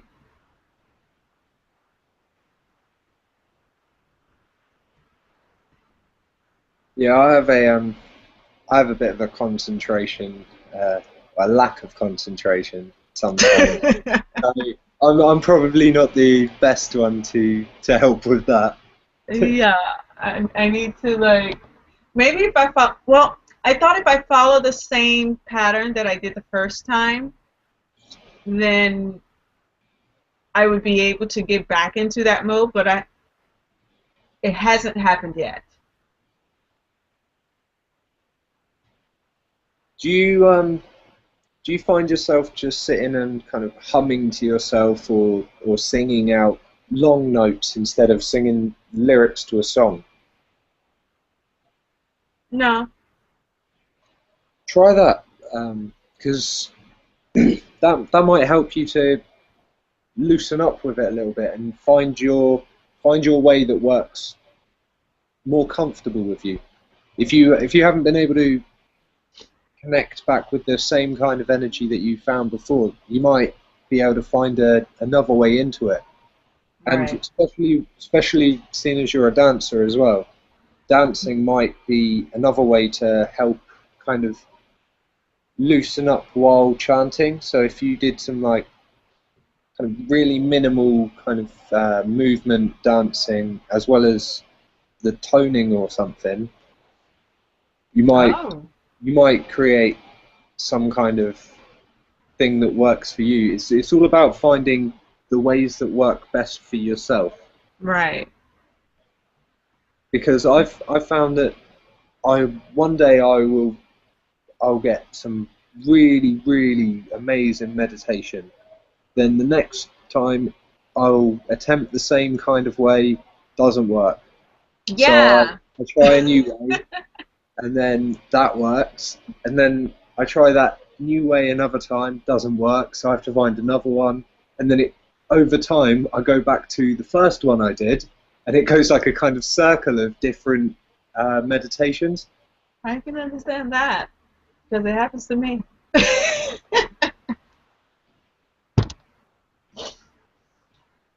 So I jump back and forth between Abraham's meditations, binaurals, and third eye chakras, and all sorts of things, just to see what will work. Well, that seems to be the best way of helping to balance out as well, by changing it and shifting up the practice. Because if you're constantly working on a third eye meditation, then you're not really gonna find a strong root. But you know what's funny? I'm finding that my third eye is constantly open. Like, I wake up and it's going, I'm blinking really fast. Yeah. I start blinking really fast for no reason. Like right now, I'm blinking. It's just open constantly right now. So it's having its own way. Yeah, don't knock it then. If it's so you seem to be quite comfortable allowing your third eye to just be open most of the time then. Yeah, that's what it seems. Well, this happened recently, so. Okay. Yeah, it just Oh, that's cool. starts to blink, blink, blink, blink, blink. And I say, am I controlling this? No, you're not controlling. Not consciously controlling. But you never know. You might be the other being just stood on the outside of your third eye vision, just like tapping it, going, "Wake up, wake up." And then you're perceiving it as something else controlling it, but you may be telling yourself to open it, in a sense. Could be. Oh, it could have been that dream where I imagined somebody just stabbed me in the third eye, and so it's just open. Yeah, that seems to be quite a common dream before chakras open. Is they get some kind of physical harm or some kind of really, really deep traumatic event, but it seems to have a really profound positive output in the physical sense. Yeah, I felt like I had a third eye when the person stabbed me in my dream. The third eye shattered like a glass mirror. Oh. Like there was a barrier before, and even though I thought I was in danger, and they stabbed me in the third eye, it kind of like unblocked the barriers to Okay. whatever it was. Wow, that is cool. I don't recall having dreams like that, so I may still have a long way to go with my opening. I don't think you do, to tell you the truth. I don't think you do. I think it just naturally came to you. Yeah,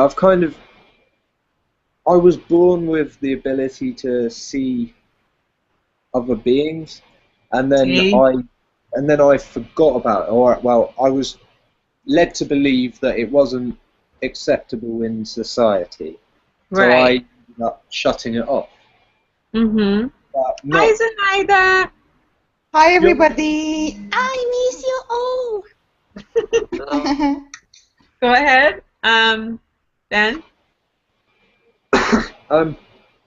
Yeah, even though I kind of shut it, still always had these really, really strange, traumatic dreams that have really messed with me. And I kind of always got glimpses of images, glimpses of other beings, even though they weren't as vivid as I would have seen when I was younger. I've still got the feeling and the sense and sometimes the vision of seeing these beings like walking around by my bed and hovering above me and seeing them in the trees. But I used to see it a lot more just as as I would open my eyes, I would automatically see it. Mm-hmm.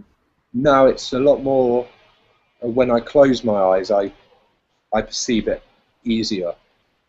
But I definitely welcome back seeing the beings with my open eyes as well. Very good. So Because, you already had it, so nothing needed to shatter for you. yeah, I just need to remove that blockage that I put up. The one that I kept me. think the blockage is in your mind and not a physical blockage, to tell you the truth. It's kind of me thinking back to being told off by teachers and That's what it is. Parents. Yeah, it's the thought that, am I really speaking to real beings, or is it just in my head like my parents and my teachers told me? Well, take that idea and drop it down because it doesn't belong to you anymore. No, I know that it was definitely a lot realer than it seems now. Yeah. So, You just need to stop analyzing, Dan. that is it. Yeah. I know. Yeah, don't do that, baby. I've noticed that I've been analysing a little bit more over the past few days, but that's probably because my mind is going, you're not giving up on me that easy. Yeah, that's exactly what's happening. Relinquishing control and kind of... Then you just find that place that comes, that, you cannot get over me easy, that place, that part, and send a love. Just relax that, because it has a fear a little bit, Yeah. That's just love. Send the love. Yeah, do that. Yeah. That'll help it. Say something in a snake. Oh, me? No, Dan. Oh, Dan. Send the snaky love to that part. Oh. Hypnotize that part of you. Oh, you missed it, Zenaida. I did? You missed me. Oh. With the cobra. I have the cobra now. Oh, really? Yeah. Right. So you started. I'm not there yet. No. You are. I need there. someone to start for me. We've heard her. You let out such a shriek from it. Yes, it was a shriek. It wasn't your language. It was a shriek. Yeah, but it was somebody coming through. Somebody that was going, here I am, just... Yeah, it wanted out. Of it, yeah. It wanted out. Yeah, it was kind of... It's one of those interactions that you can't really deny it, because it was so strong that it wasn't just like a little sound that came out of your mouth like a... It was so loud, it was so strong that it's undeniable that something else came through. Yeah. So, like, complete respect on that one. You let yourself just go with it. That was awesome. Oh, guys, did you watch Jim's webinar? Yes, we did. Yeah. Almost. Very good. Did you watch Roxy's, Zenaida? Which one? The one from yesterday. It's on YouTube? It's on YouTube. I want you to watch it so bad. Part 1 and part 2. Watch Oh, it. it's on Roxy's channel, Yeah. YouTube channel. Okay. Z, I'll send you a link for it. Oh, please, handsome. So watch it. Hi Z, it's Roxy. I'm back. Oh, hi, darling. Hi, baby. Hi. I'm gonna go and watch, like, after our Yeah. workouts. Yeah, and I had my radio show today, so I didn't watch the webinar, and I was busy this afternoon. So I need to watch the webinar, Jim's webinar today. Yeah, it was quite very, very nice webinar.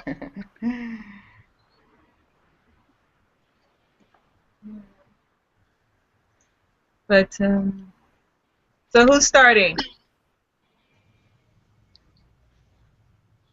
You mean what? Snake language or reptilian or something? I don't know. My energy, I feel sleepy. Okay, that's okay then. Because Yeah, after like- okay. Dan, you were saying something? I was just saying mine's also a little bit low, so it's probably not going to be too strong. Oh, we can wait on it. We can wait.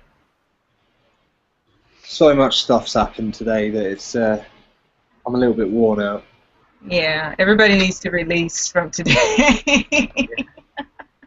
It was the solstice. It caused some strange energies. Mm-hmm. Yeah. But it's nice to see the sun come back. Yes. Yeah. Did you get that link, Z? Did you put that on chat room? I put it on the Google chat. I sent you a... Oh, you sent me. Okay, I'll get it later because I'm on the iPad. And if Okay. I leave, I don't want to leave. I'll watch it later. That's cool. I don't think it's going anywhere anyway. Yes. Once it's on YouTube, it's on there for a while. Oh yeah, it ain't going nowhere. Yes. Yeah. Roxy, Yes, baby. are you allowed to tell me my cobra's name? No.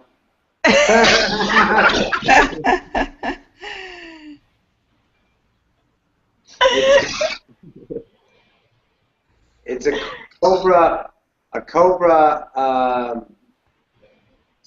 entity in the civilization. So there's two names you need to figure out. A, the name of the civilization that it incarnated as, the cobra.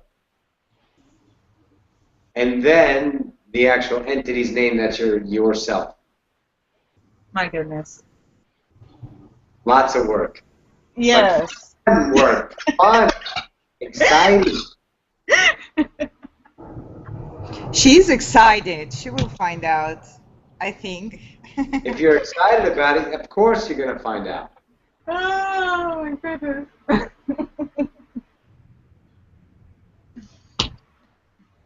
You are definitely in for a wild ride, Sarah.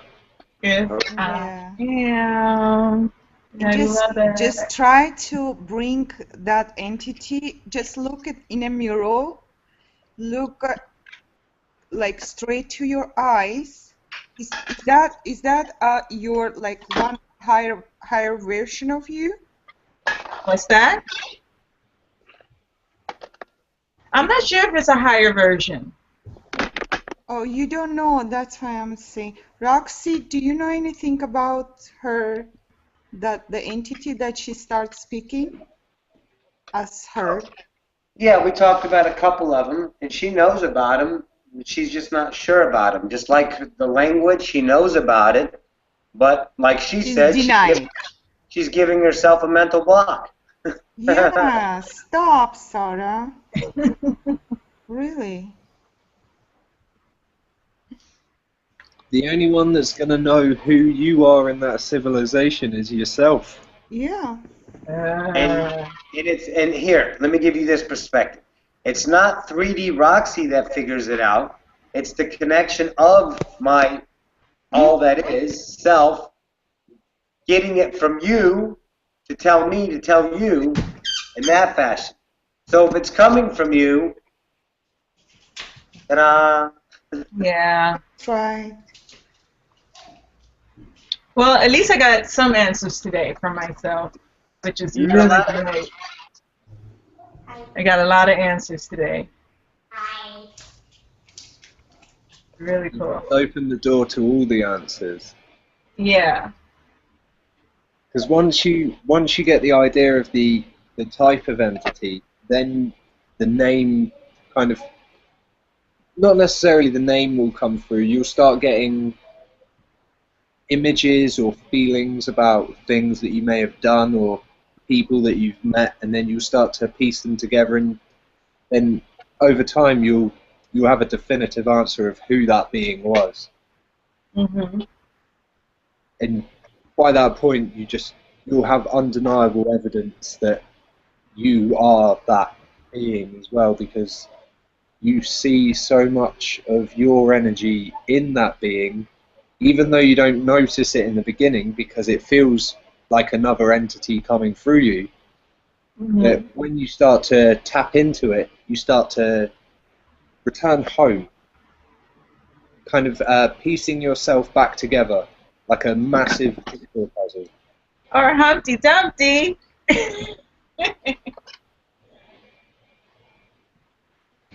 Oh, by the way, on a webinar, I think it was Lakesh or Douglas.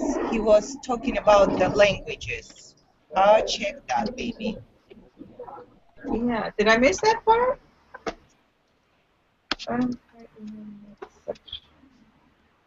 I'll look through it again. I'll look through it.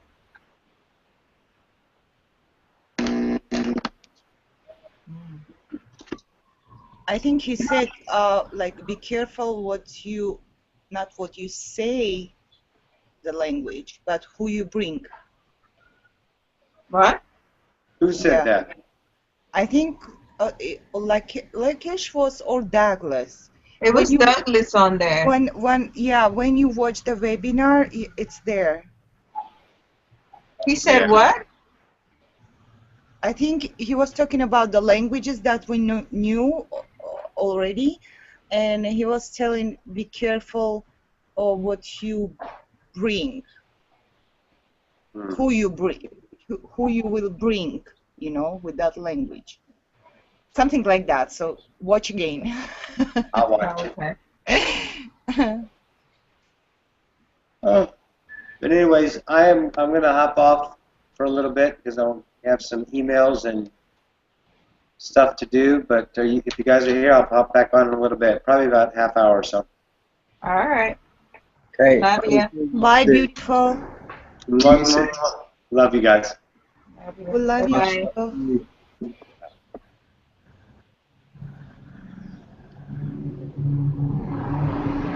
Oh, it's so noisy.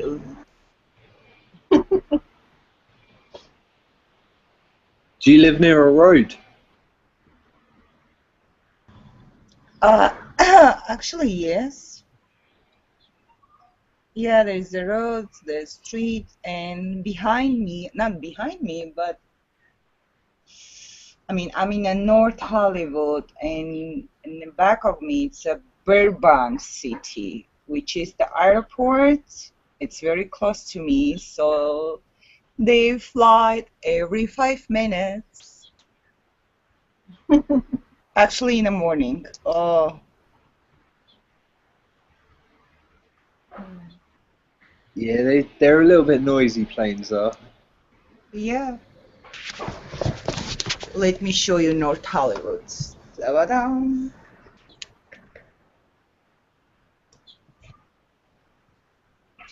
That blue sky, sun.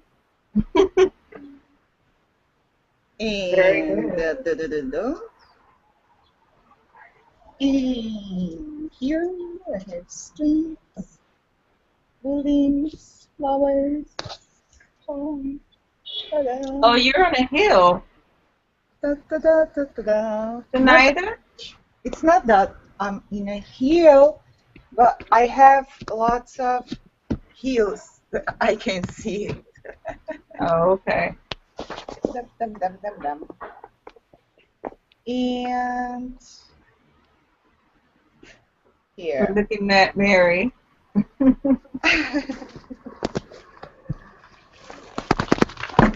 Oops. It's hot. It's hot. It's hot, hot, hot, hot, hot.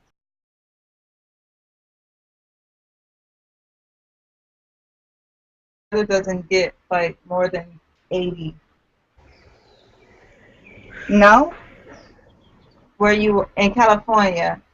No, it goes 100. It goes 100. Yes, baby, it goes 100, Really? 102. Or is that just San Francisco?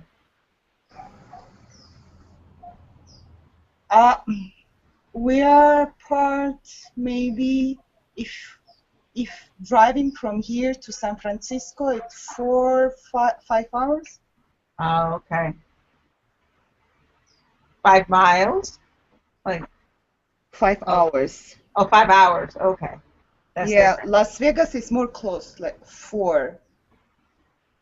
Okay. If go faster, could be more 3:45 like this. Right. Okay. So it gets hot in your area. Yeah, but my Pacific it's more better than your. Why do you say that? I got the Atlantic. I know, but she's crazy though. The Atlantic? Uh-huh. Why? Because she has hurricanes? Biermans, triangles. Oh, triangles. Bermuda. Is that what you're talking about? Uh-huh. Ah. No, Yep. that has nothing on us over here. That's in Bermuda. Yeah, but usually that's what that ocean makes the weather for the whole planet, actually. Does it now? Uh-huh. I wasn't aware of that. I thought it came from Africa. You did? Yeah, a lot of the storms are actually created off the coast of Africa. And then it comes all the way over here. Ah, okay. Yeah. So it's Atlantic Ocean. Yeah. And it rained so hard today. Really? Floods everywhere. I Yeah. want rain. I want snow. With crazy, like, None of thunder and lightning. Well, I shouldn't say crazy because thunder and lightning is going to be thunder and lightning no matter what, but it was loud. And steaming? Is it Well, hot? probably now it's steaming with the water drying up and rising into the air, but earlier it was just so much water. Yeah. Mm-hmm. Hi, boys. We're missing you. You're so quiet. Uh-huh. Yeah, what's happened to Michael and there's František. I don't know. They're so quiet. Mm. He's still a very Michael? talkative person. You've been quiet this whole time. I know. Just listening. Oh, we got another person with the chicken. Hello, welcome. What's up? Welcome.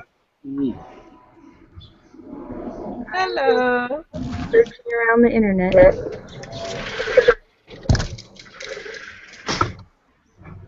What did you say? Sorry, I'm not set up on my mic. Ah, Can you hear me? yes, we can. Oh, hello. Hello. What is your name? My name is Lauren. Lauren, okay.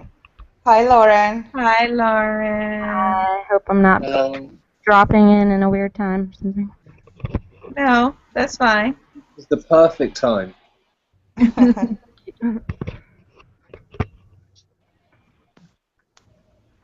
So, how did you stumble across this broadcast?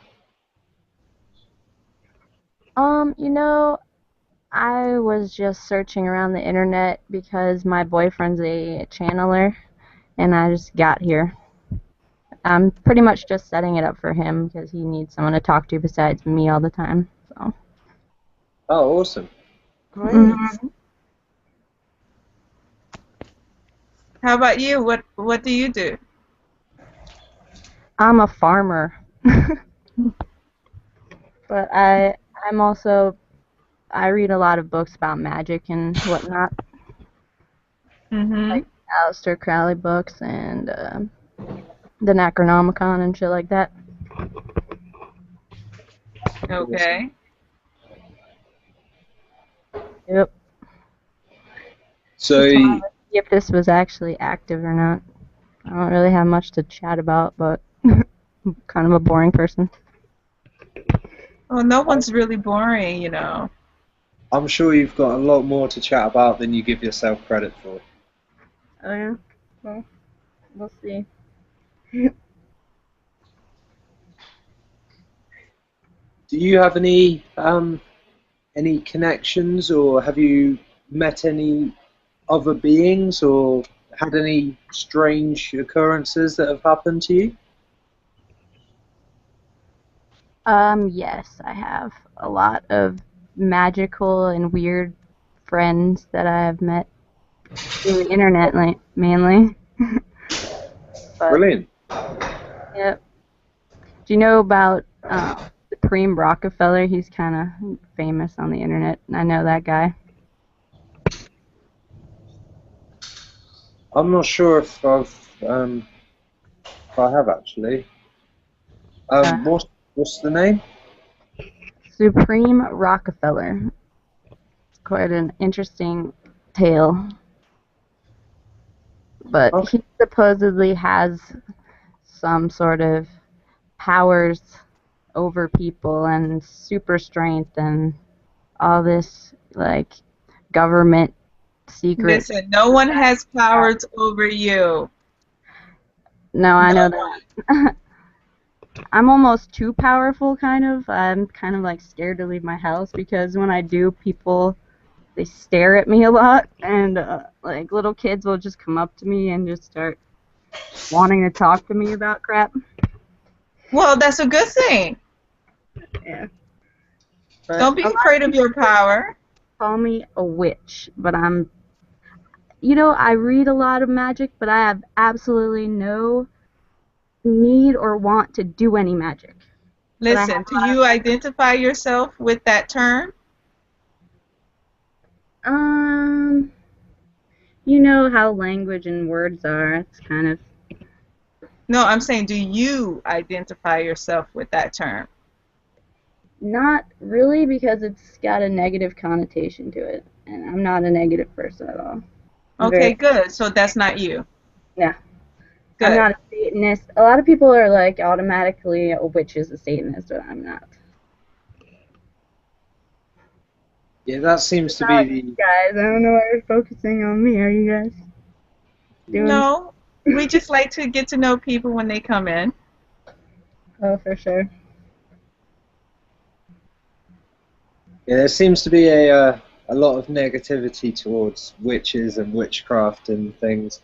But one of the subjects that was raised earlier around the subject of magic was that a lot of it was created for healing purposes and in the basis of white magic. And then when the religions started to form, that's when the negativity started to come in because then they were seen as the devil or Satan magic. You're And picking up on a lot of things I was talking about with people this morning. Exactly that, the religious part about how religions were pretty much installed into society to control magic and control healers, and pretty much just replaced it with the modern medicine. You know what I mean?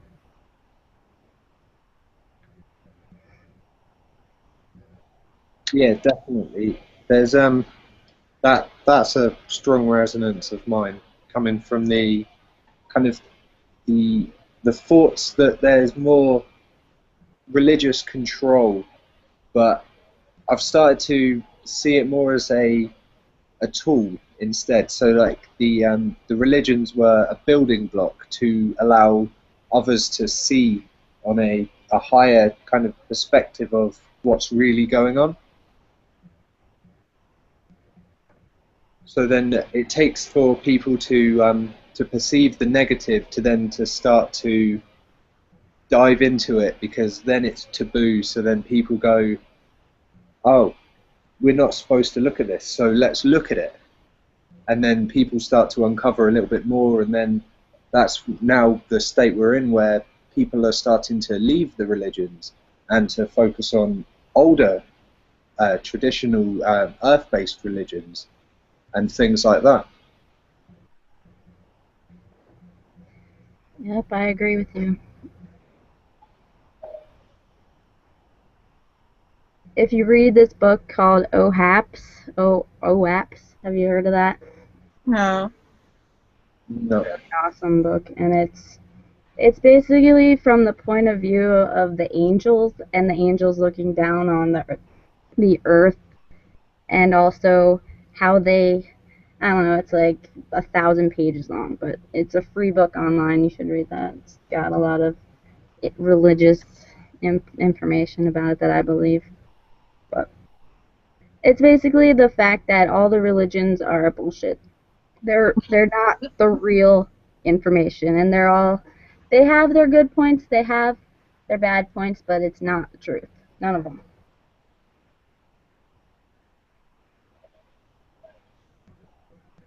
But I do believe in angels and demons and spirits. Does it serve you to believe in the polarity?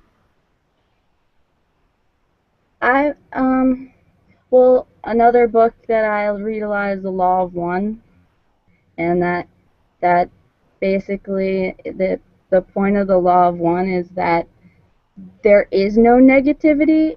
It's just the fifth dimension is the last dimension that negativity can basically exist on, and then the sixth dimensional spirits are all positive, and they're basically playing a game outside of time and space, and that's reality as we know it here.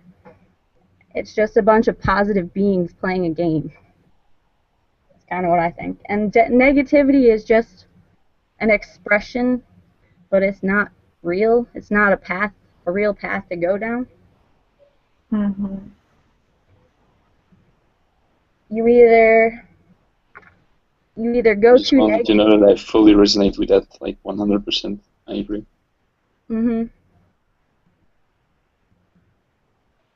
That's just the basis of philosophy. Also, are humans inherently negative or positive? I'm a believer that everyone has a positive higher self or whatnot. That's true. Yeah, well, as children, we would generally just go and play. We would just generally go and have fun, and then it's when the school systems and all of the real world issues start to get in our minds that we start to focus more on them instead of having fun, which is then when the out of balance kind of effect comes in, and we start to perceive things as negative and positive instead of fun or the excitement or just doing things because. Like, as a kid, we wouldn't necessarily think too much into crushing a bug or throwing a stone at water, but as an adult, we'd have a different mindset about each of these different activities that we would have enjoyed as kids.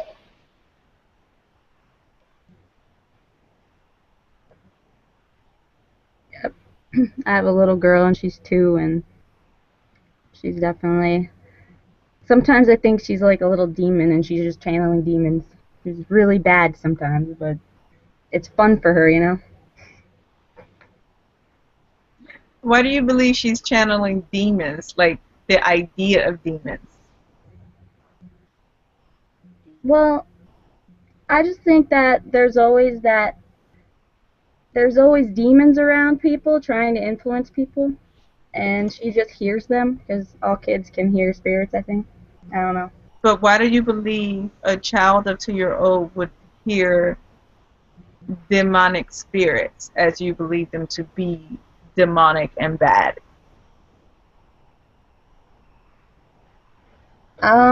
Well, because of the way she acts. She acts like, truthfully, she acts like, you know that movie where the girl has an imaginary friend and he's telling her to do things and whatnot to, like, trash the house? What's that movie? It's a really funny movie from the 80s. I don't know. But it's not really demons. I don't think of demons as being evil. I'm kind of a weird person. I don't know. I've got a lot of weird beliefs here.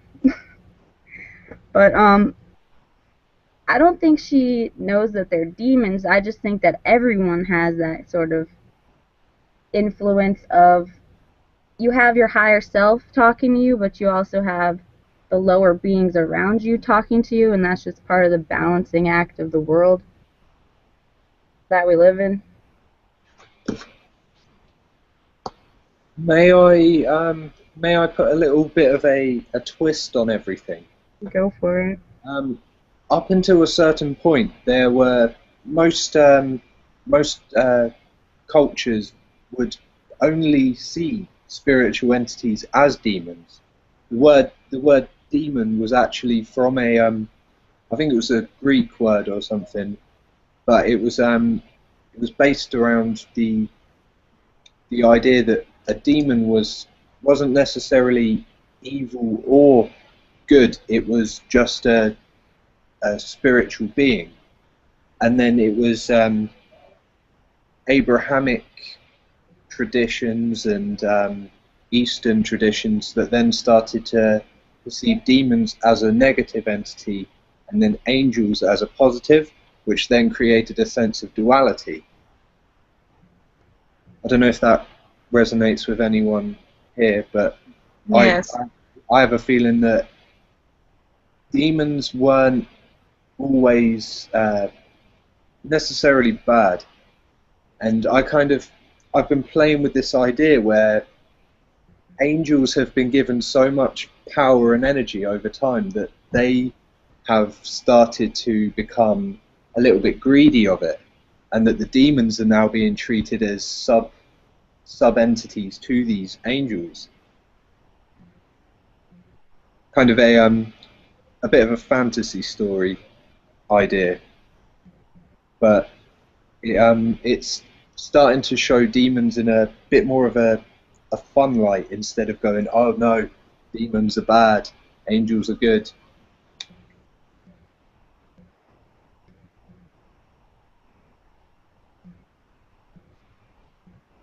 There's a lot of information about the older beliefs of demons, and I can't remember the actual term for it, but there was a sharing of a word, so it was a slight difference of the spelling or the way it was said that gave the negative and the positive kind of inclination for it.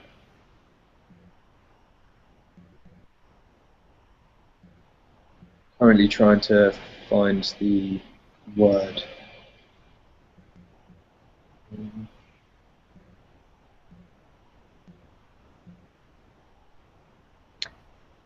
You say your name was Lauren? Yes, it is. What's your name? Sarah. I see that now. Lauren. Your child, does she seem happy when she's playing with the entities you believe she's playing with? You know, I've never seen her, like, sitting there playing with anybody, like an invisible... Actually, no, I have, actually. She has been playing with invisible entities, and she does seem happy. She's always just a happy little girl, except she does wake up at around like 3 or 2 in the morning once in a while and just start screaming her head off and saying shadows. So she's seeing shadow beings in the night, and those guys scare her a lot. Or some sort of shadows are scaring. I don't know if it's people shaped or what she sees, but she says shadows. Could it be certain ideas that you perceive are having an effect on how she perceives things? Yeah, or she should. It could be just nothing and just something like made a shadow on the wall. You know, I don't really know what it is. She's so Yes. she can't really explain much. I'm interested to see her grow up and talk about this kind of stuff, though.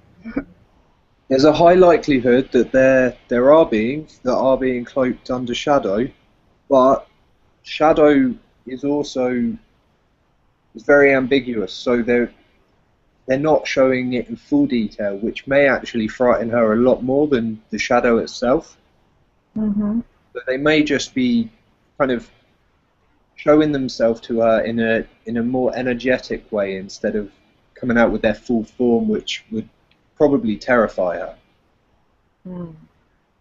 I used to have similar meetings with shadow beings when I was a lot younger, and I still get them today because the beings that I'm currently in contact with, they know that I would probably be very scared of them.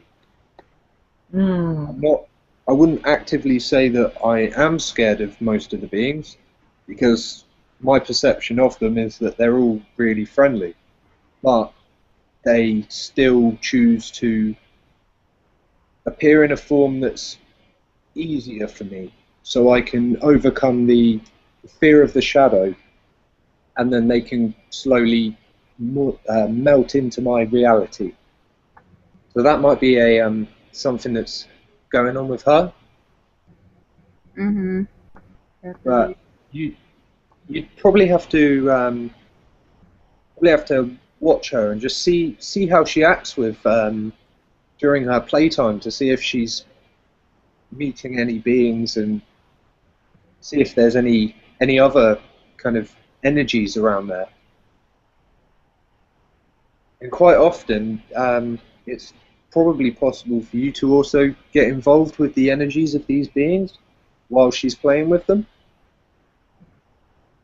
So then you can understand on a deeper level what's truly happening with your daughter. Yep. Actually, I sometimes call them in when I have to do something, like, and I just want her to be distracted. I'll make a little magical circle with my hand or with my wand or with some salt, and I'll throw it at her, and the circle will mean a circle of fairies. I do a lot of fairy magic, and it works so well you won't even believe it. She's playing with these little, she'll look up and like she's playing with literally fairies that are floating around her head. Oh, awesome. Very good. I do believe in fairies and all that mythological creatures. I think they're real in some sort of dimension. I believe that all myths are true. Yeah. And that all truths are true as well. They're just not necessarily my truth, but they're somebody else's truth, so they have to be true to somebody. Yeah. But I definitely have a strong connection with the fairies and the elves, and a lot of the Tolkien kind of fantasy elements and things like that. A lot of the Celtic mythology as well. Very big on Celtic. I like how they worship trees. I think trees are very powerful beings as well. It's not so much a worship though, it's more a reverence, because they believe that they came from the trees. So they see them more as the family instead of a god type being. That was the wrong word, but yeah, you're right. No, I knew what you meant.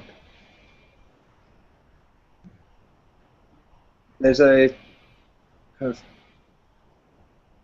people are seeing things as that they worshipped or that they were kind of obsessed with these things, but they were as much an active part of their civilization as the people that were kind of talking about them at the time. And in some ways, these beings were working on a multi-dimensional level to bring about these changes in the physical existence, which I find fascinating, how so many different levels can be affecting our level while we're also affecting all of these other levels just by being our experience as well. Absolutely amazing.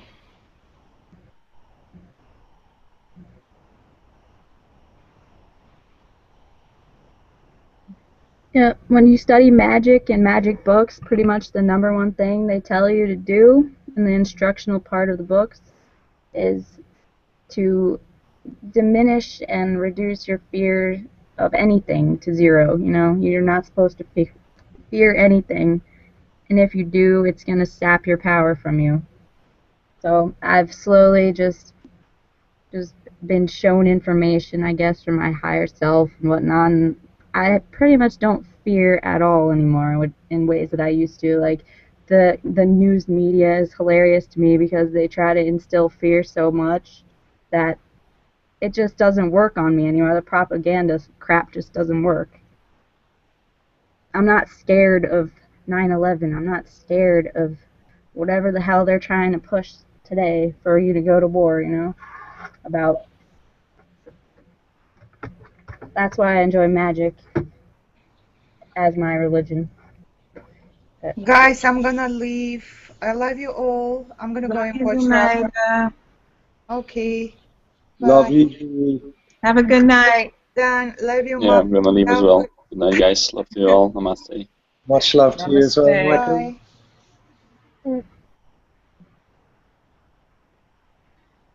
Bye.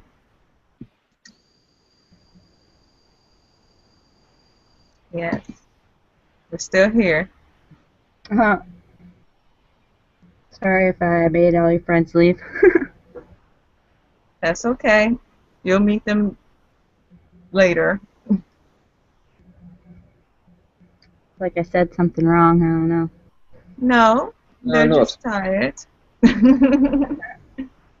So you'll meet a lot more people, I'm sure, through this group. Cool. I wasn't really here for myself because I'm like... But yet you still came.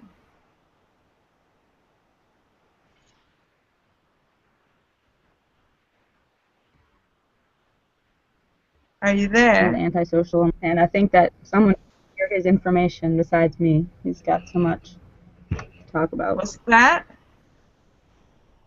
What's that?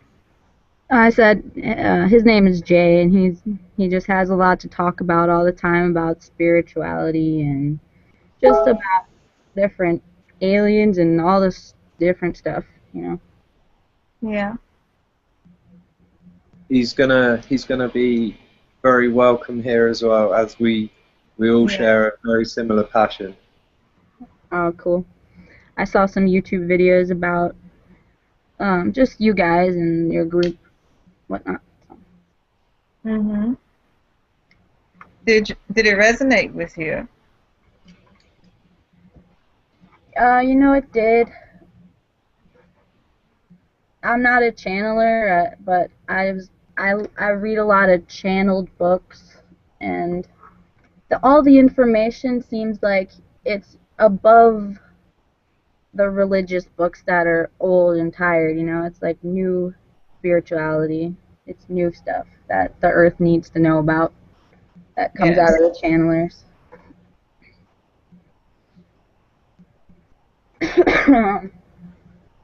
It is.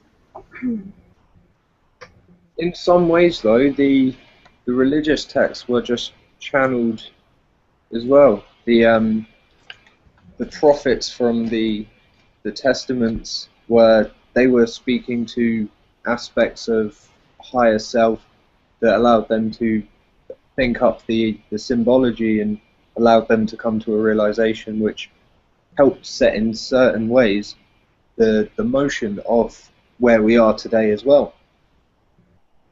So in many ways, much love to those who have written the Bible and the Quran, Yes. the Torah, for allowing people to explore in a new dimension instead of just kind of allowing it all to the imagination. There were people that were kind of giving the common, like not common people, the mass population an idea of what's truly going on.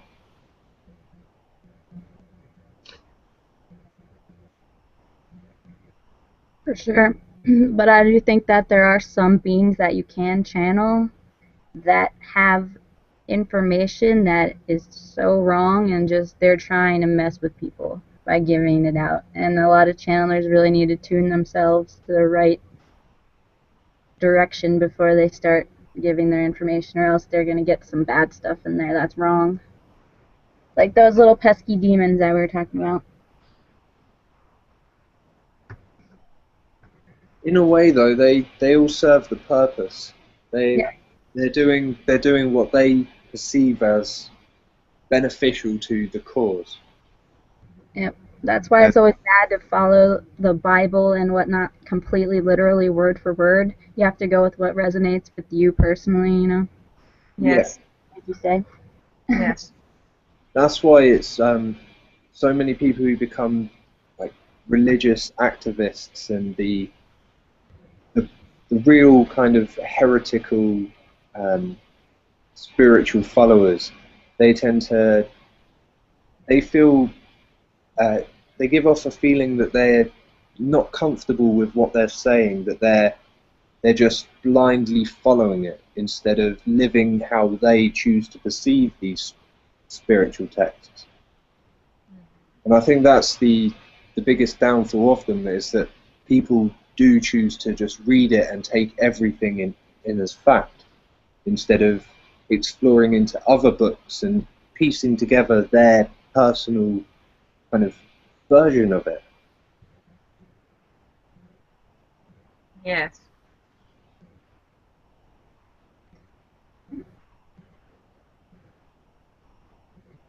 I have a question for Lauren.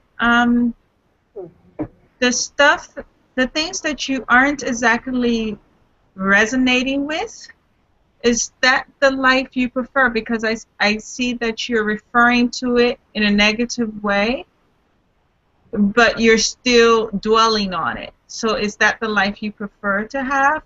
Or would you rather put your attention on something more positive that you can feel good about?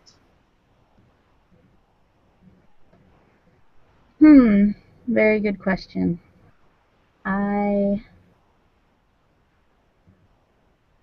don't, it might seem from the outside that I would be dwelling on things because I have like a insatiable hunger for reading and getting information, and it just never ends. I can never read enough books, and I can never think about things enough times. And all the things that I tend to think about are like polarized.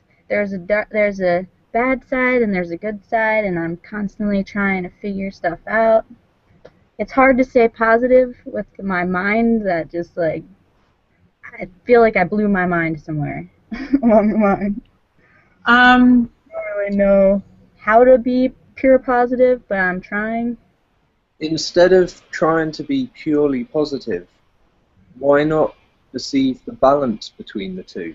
Yes. So that you can tap into the positive and the negative and use them to their utmost potential, so that you don't necessarily see these anger or this sadness as a negative emotion, so that you can use it for a creative purpose. Yes. I think that's the next step. Is, after the polarization and understanding the positive and negative sides. It's then kind of, it's down to you if you want to live as a positive and a negative, or do you want to live positive or negative? Mm. Yep. And I think that negative experiences will teach your soul a powerful lesson that wouldn't necessarily be taught to you in the angelic type of realms that exist for souls. So Earth will be like a teaching tool. The negativity on Earth. Well, it has been a teaching pool. A really powerful one too. Yes, but at the moment, we're good to go. We've learned what we needed to know with the positive and the negative. Now it's time for balance. It's time for you to figure out what you believe in and make a choice about it. Whether you like the positive and the negative, the balance, or just the positive or the negative. You have to make that choice for yourself because you've lived both worlds.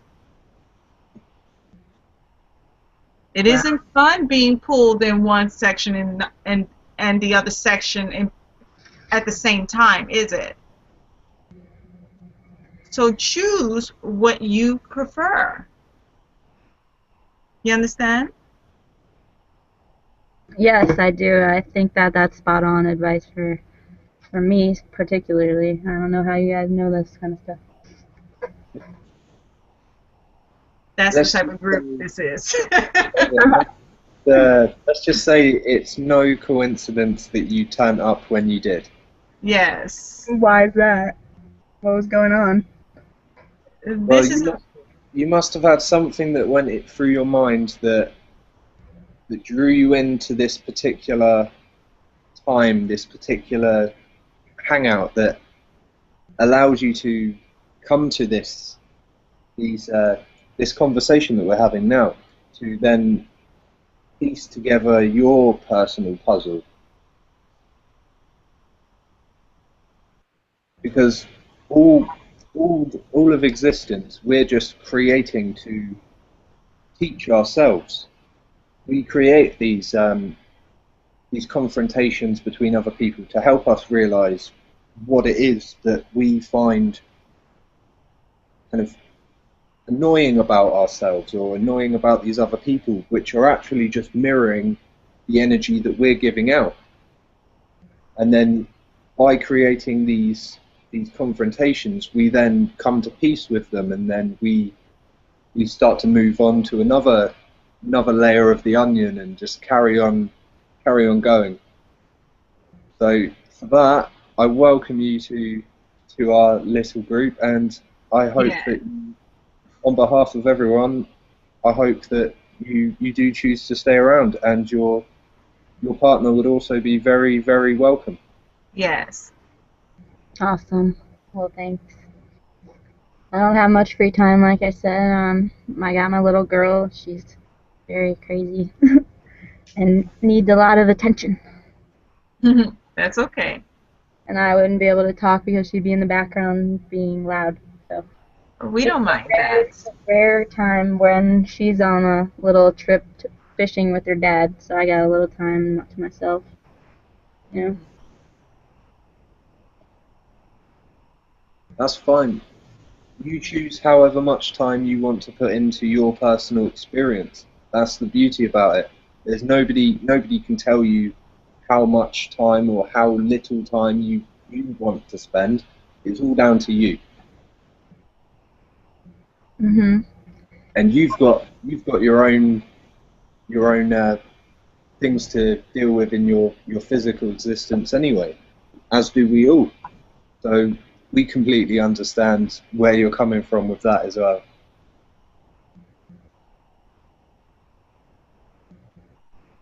Do you guys have chat groups pretty much every day, or just rare? They're becoming almost every day, sometimes twice a day. Yeah. Cool. Set up by there's a few of us now that have access to create these chats on on the human colony organization. So it's allowing it to become a bit more fluid and allow them to just spring up when the feeling to chat comes up. Yes. Nice.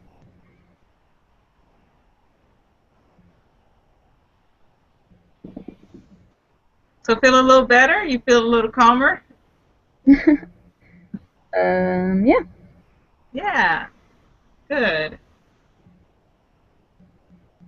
Love it. Francis Shack, do you have anything to add to Lauren?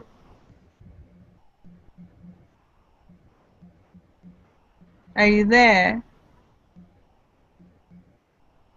I guess not. All right. For once, he's not just lurking in the background. No.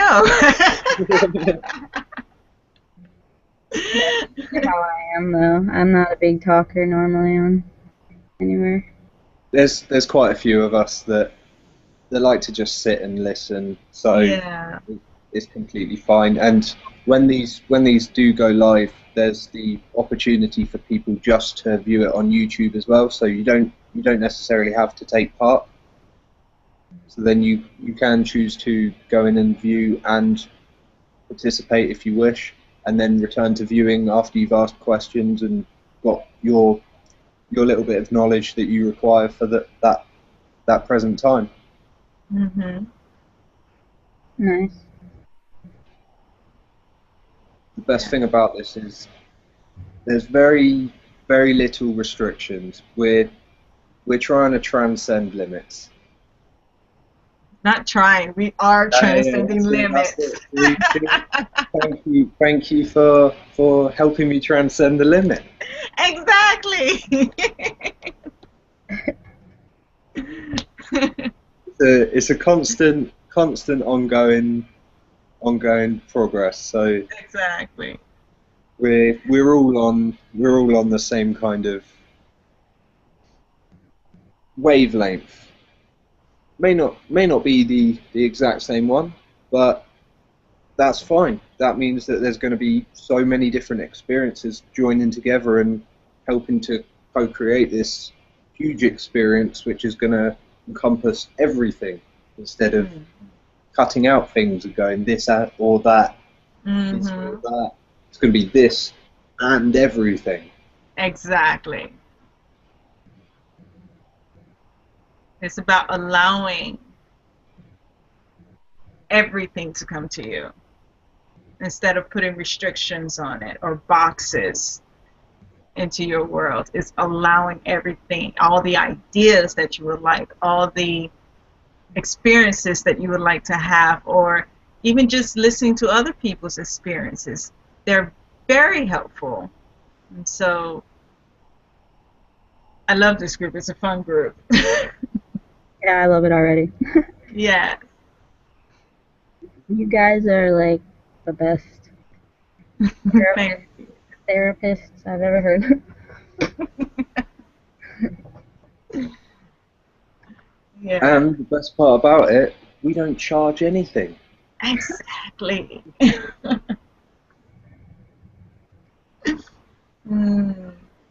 Like, you don't want to go to somebody and pay hundreds of thousands of dollars to make yourself feel a little tiny bit better, because we all know that the real things that make us feel better are the things we can get for really cheap or free.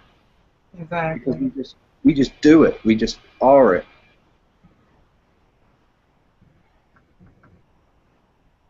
It's the limit of money. Money is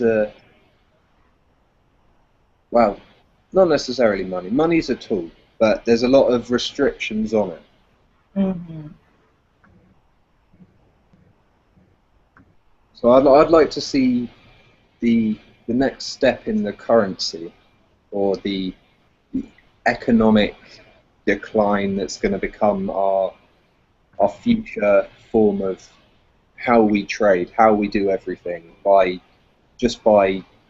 doing it because instead of doing enjoy it. Yeah, instead of doing it for profit. our profit will be the enjoyment.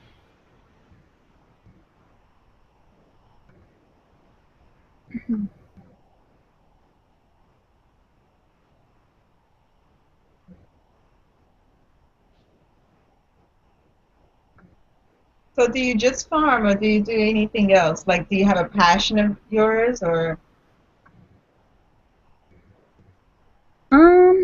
Well, I have done a lot in the past with, I sold cameras and like professional cameras and lenses, and I was a photographer. I also worked for Adobe Photoshop tech support, so I do a lot of creative stuff with photography.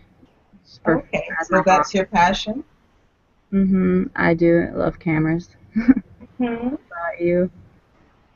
Oh, I'm a dancer and other things. Very nice. I'm definitely not a dancer. That's okay. I love music though, but I like a lot of techno music and crazy like punk. Hmm. That's good stuff. There's I no resonate with that.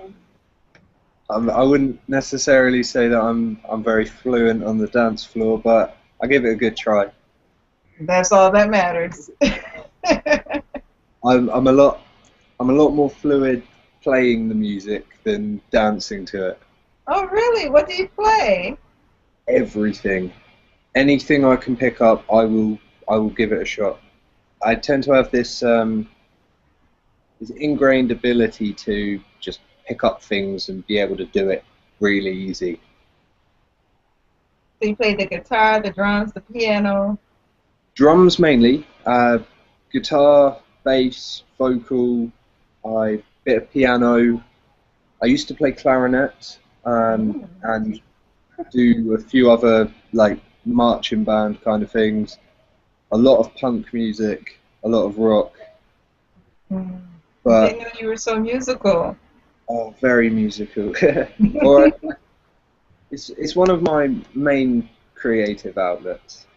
Lovely. I like to do a lot of drawing and writing and things like that as well. Just anything that is given life in a different way. Mm-hmm.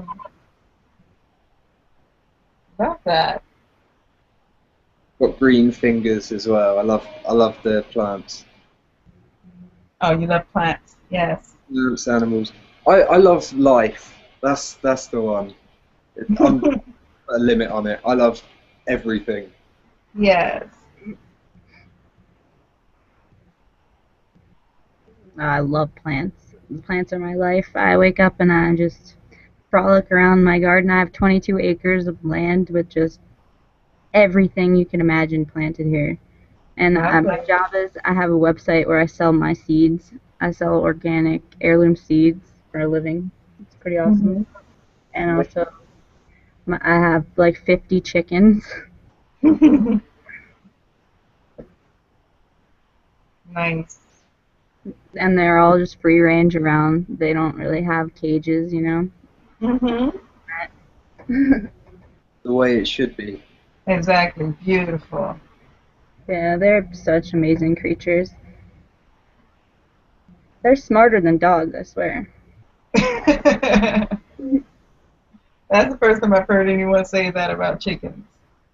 They really are smart. Yeah, my family had we had some chickens as well, and they tried to make friends with my dogs, but the dogs they saw them more as food. Oh yeah, dogs and chickens don't really go along together, but I had a guard cat and he would protect the chickens. Pretty cool. Oh, wicked. That's very nice. Yeah. So you had the chickens tried to eat the dog, and the cat protected the chickens. Yep. The cat Such opposite. From like hawks that would normally try to swoop down, but the cat's out there, so the hawks won't swoop with the cat nearby. But the neighbors' dogs, they always try to eat my chickens. It's really annoying. Dogs are not chicken friendly. Dogs like to chase down anything that moves. Yeah, I love all animals so much, though. I'm a vegetarian, so one of those freaks. No, vegetarians are not freaks. I grew up as a vegetarian. I take offense. Well, I am one, so not trying to.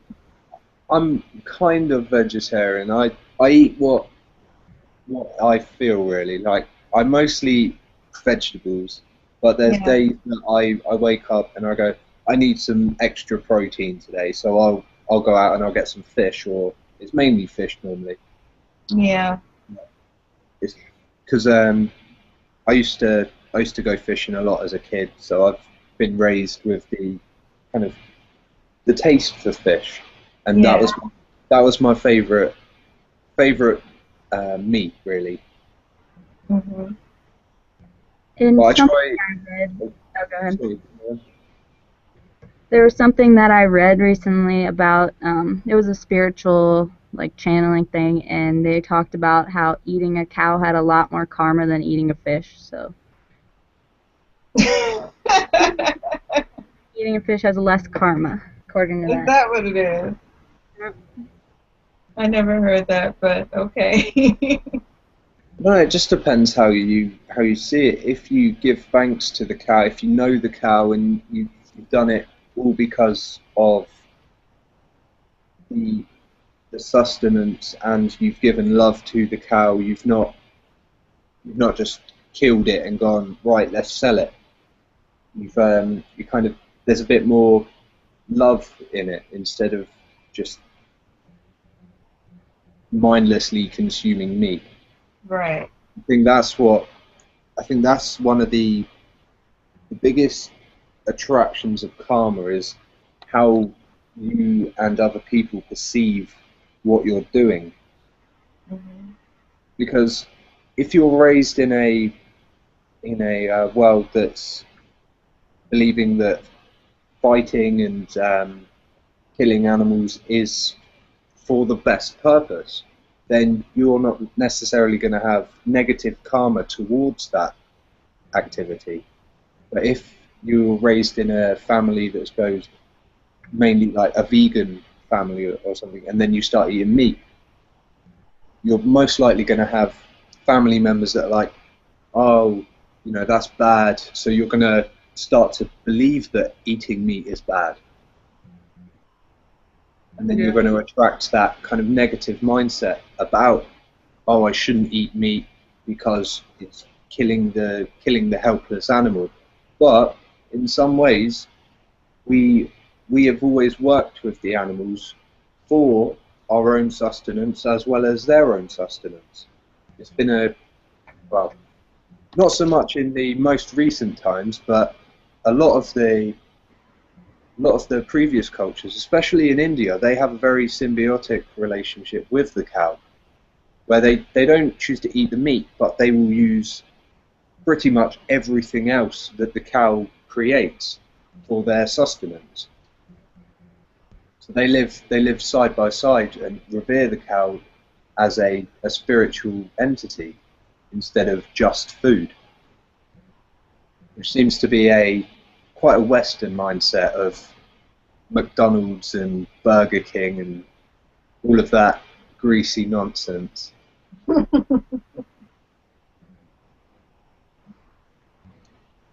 there's nothing wrong with a little bit of grease every now and then. Yeah, every now and then, but not every day. Yeah. I kind of feel for the people that live off of McDonald's breakfasts. Like on their way to work, they'll have a McDonald's every day, or they'll eat Subway at lunch every day. Subway's not so bad though, because Subway's not so bad. You get a vegetarian sandwich, which I do. I used to live on those. Yeah, I love vegetarian sandwiches. Love them.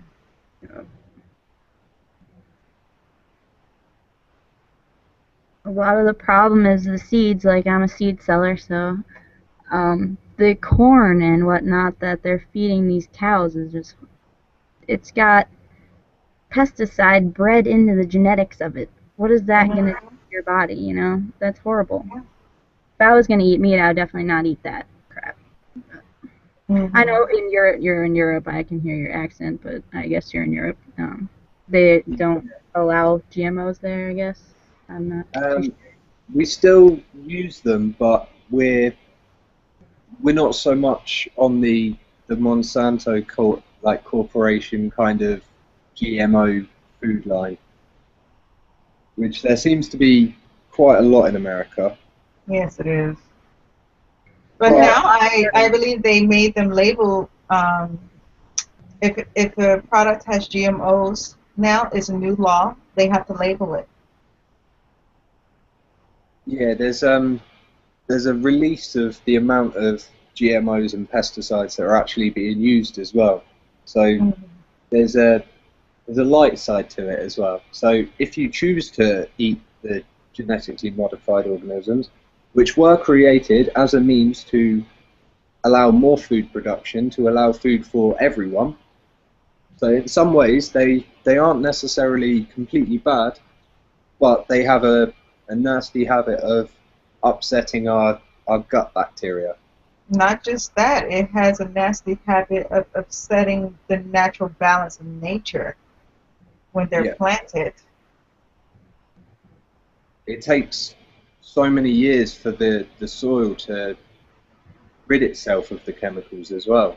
Exactly. So you have to stop planting for many years before there's even a chance of any pests to kind of appear there. And a lot of the beneficial bugs actually get killed off with the pesticides as well.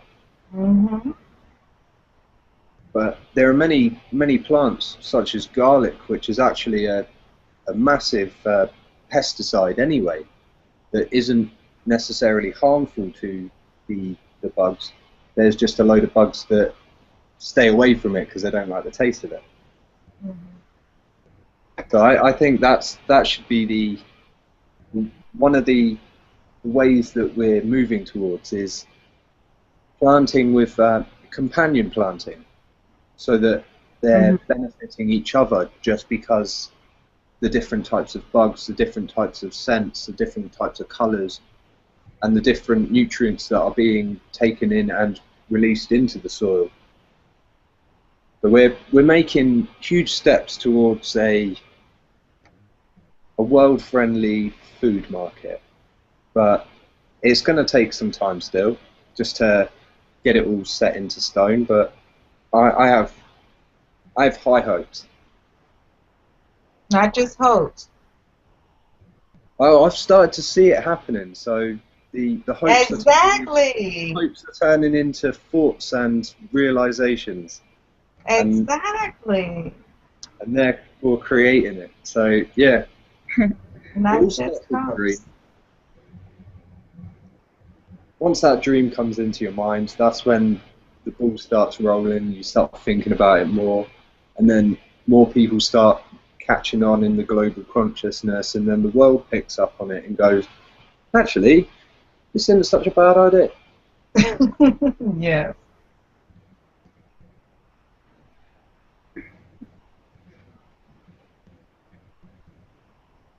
I think more farmers would grow a diverse amount of crops on their farms if they could get subsidies from Monsanto for it, but subsidies only go for the McDonald's crops, and that's pretty much it. So then you have these giant fields of monocrops, which I live in Iowa, so I'm covered, like, there's soybean and cornfields absolutely everywhere near me, and I'm pretty much like the lone wolf out here that grows.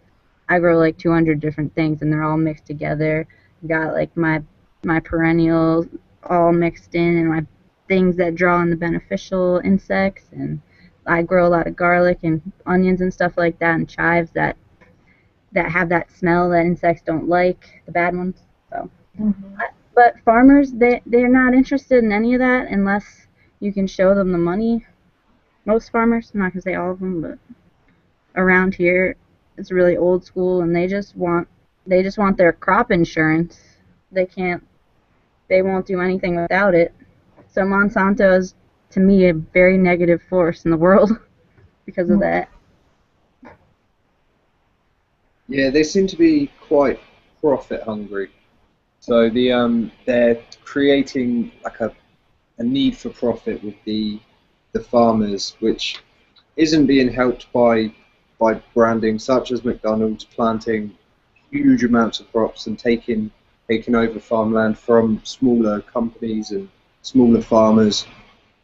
It's happening all over, really, where these big companies are just closing down small farms to open up genetically modified crops. But a lot of people have started to basically just say F you to these companies and go, I want to grow what I want to grow, because that's how it always has been. And when people start to realize that once they go, oh, we can grow whatever we want, they don't need to worry about getting paid because they can grow whatever they want. I know it's a shame that most people don't grow their own food because it's just amazing food. I wish more people did. Yeah, I think it's especially in urban kind of like areas, there's very little places to garden. So you have to find like allotments or land shares, which are actually a brilliant idea because sometimes you can't fill up the space just by yourself. So it is nice to have another person who can come and help you tend the area, and as well as help you to grow these crops. I just think there needs to be more land dedicated to these kind of activities instead of hiding them away. I know in school they don't teach you how to grow plants. I don't know about your schools, but I never got taught how to even plant a seed one time.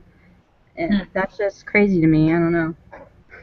Yeah, they do not teach that here in the States. I think that it's propaganda, truthfully. It's mind control. Mm-hmm.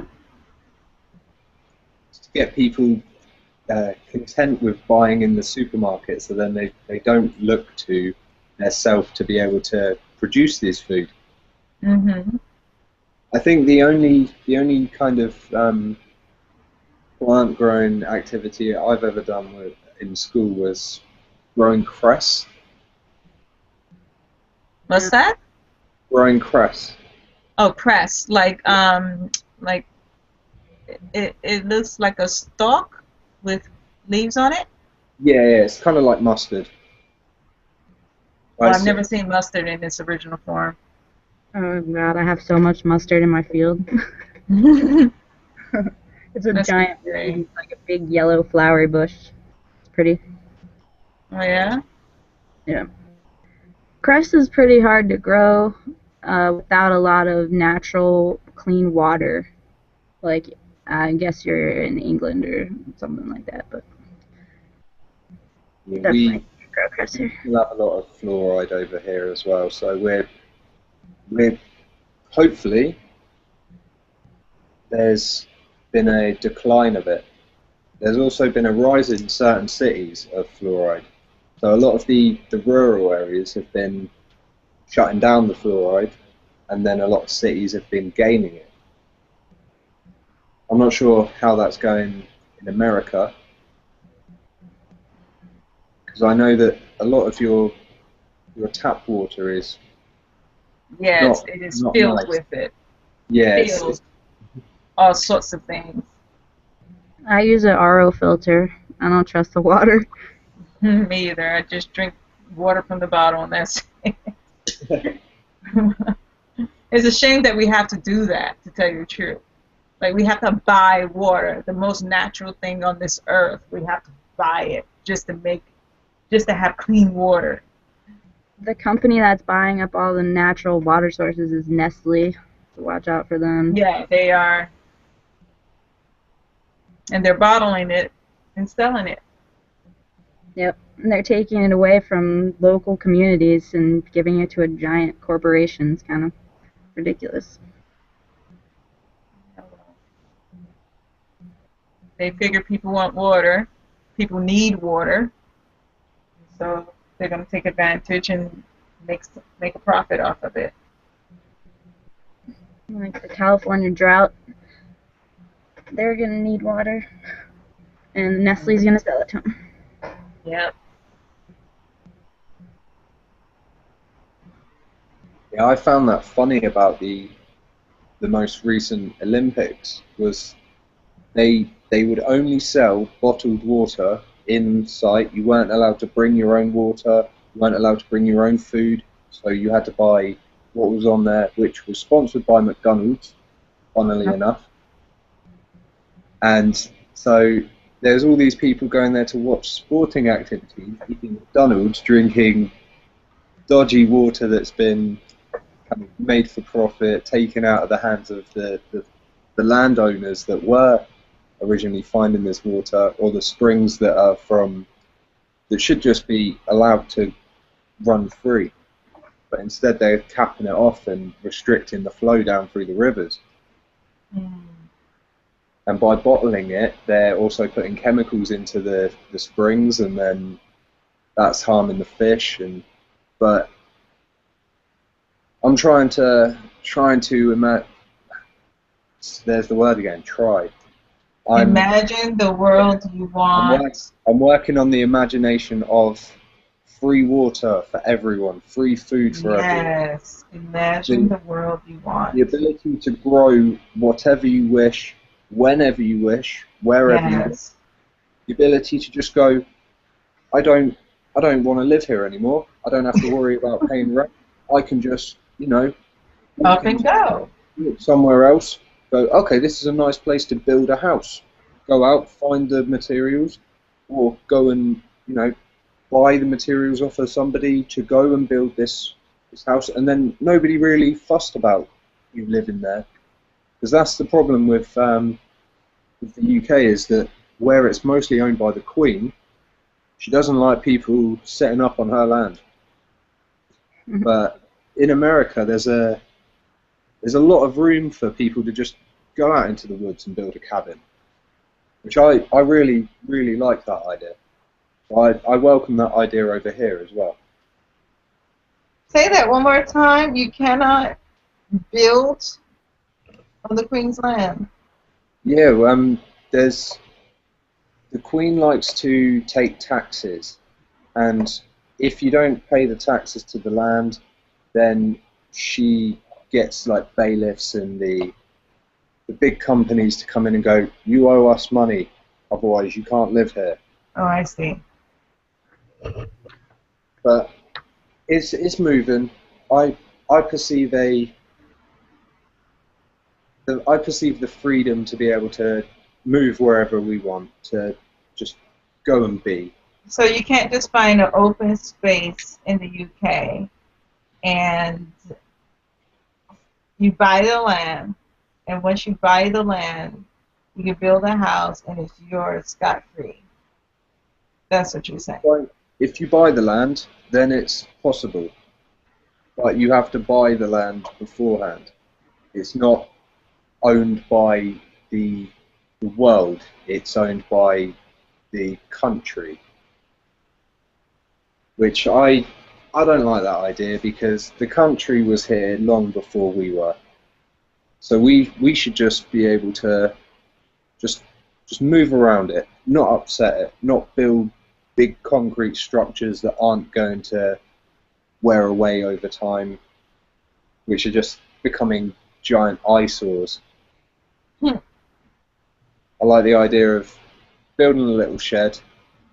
When it becomes, when I get bored of that area, or I feel the need to move on, just break it down, move the wood, put it so it will decompose on its own naturally, bury everything underground so it helps it go quicker, and just move on. Are you naturally nomadic?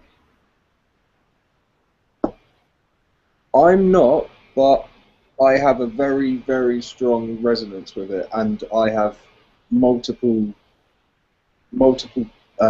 previous lives that have been centered around these kind of people. specifically in the Native American and the Celtic people. I find very strong resonance there. I have a strong feeling that I was some kind of like shaman kind of person in America, and some kind of like warrior druid kind of person in pre-Christian Britain and Europe. There's a definite strong resonance to living in the woods and in caves and things like that, which makes a lot of sense because a lot of reptiles live in the woods and in caves and in tunnels and things like that.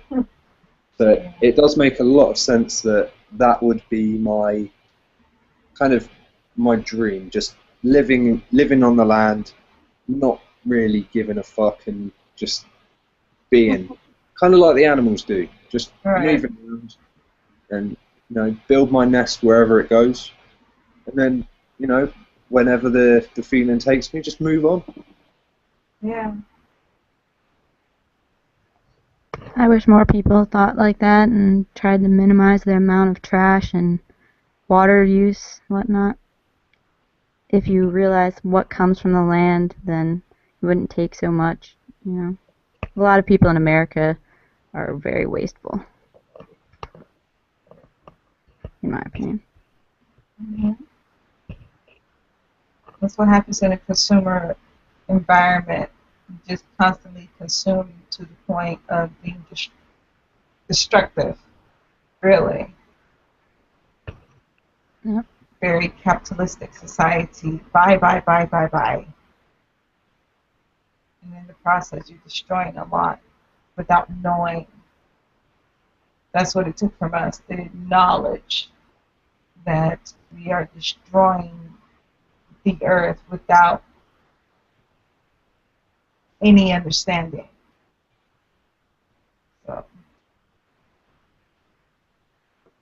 So we just consume, we reap without giving back to the earth. But that would change. It's already changing. Yes. Mm-hmm. A lot of supermarkets over here. I'm not sure about other places, but definitely over here they've started to cut down on the amount of plastic used as well. So it's minimizing the amount of waste, and it's slowly cutting that down over here too. Mm-hmm. But I think people still need to kind of get off their oil addiction. Yeah, definitely. But that's changing now too. With the idea of free energy. Bring on the tree energy. A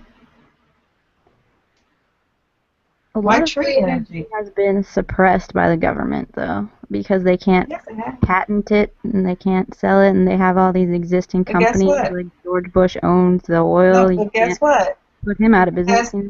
No, what's happening now is that they cannot hide it anymore because too many people are developing it for themselves. So no matter what they do, they can't stop it from happening. You understand? Yeah, I do, but I also fear for those people for getting assassinated and killed. No, they're not going to get assassinated. They're not really. Really, they're not, because they can't stop everybody. The assassinations, and they're media propaganda. Some of them happened, but a lot of them is media propaganda shaped to create fear, so people don't start to research these things. So people don't start to create these new ideas and these new technologies. If you look on YouTube, there are so many people just creating free battery systems and free electrical current systems, and it's become solar and wind power on our farm and rain collectors and all that. So I wish everyone had that on their house. I don't see why people don't. It's starting to get that way. There's a system over here where the electric company pays you back the amount of energy that the solar panels on your house create, so that they're starting to minimize the amount that's actually being used. And as the people are creating this energy, it's going into a generator for everyone. So everyone's kind of working together to create the energy by these solar panels, and then it's still being paid for, but it's starting to become a bit more open to everyone, so that when you get the opportunity to invest in solar paneling, even though they're quite expensive, they seem to welcome the idea of people investing in these new technologies and the more efficient energy systems that are coming into place.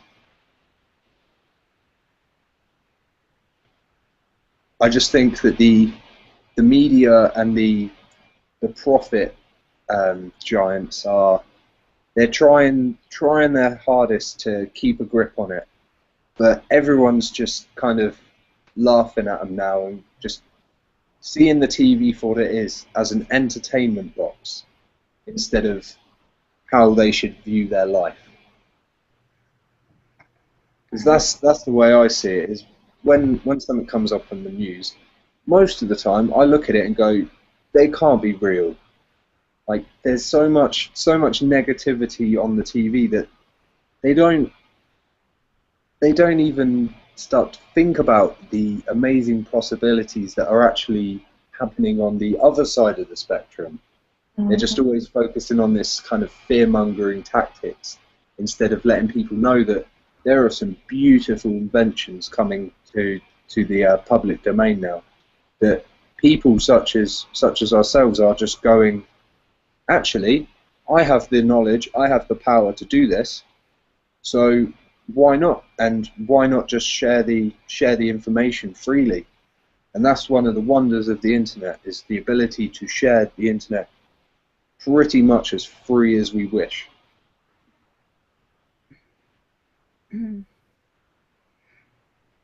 I agree with that.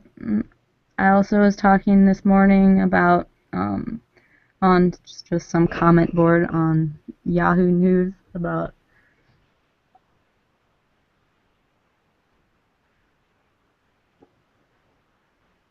sorry guys, I gotta run. Okay. Nice to meet you, Lauren. Oh, it's Very really nice to meet you. You're welcome back anytime you wish. Exactly. Alright, I hope I get to talk to you two again. You will. Okay. See All right, you have in a good night. Have a good one, I gotta go. All right. Bye-bye. Right, I believe that it's probably about time to stop Yes. this podcast. We It's will been on stop for this. a few hours now, so Yeah. to give some people some insights to catch up on. Okay, Right. I'm being called, so I have to go. That's So cool. talk to you later, okay? Much love to you. See you Much soon. love. Good night. Bye-bye. Yeah. Bye-bye. Love you. Goodbye to the world. Much love to you all. See you in the next dimension. Yes. Ciao.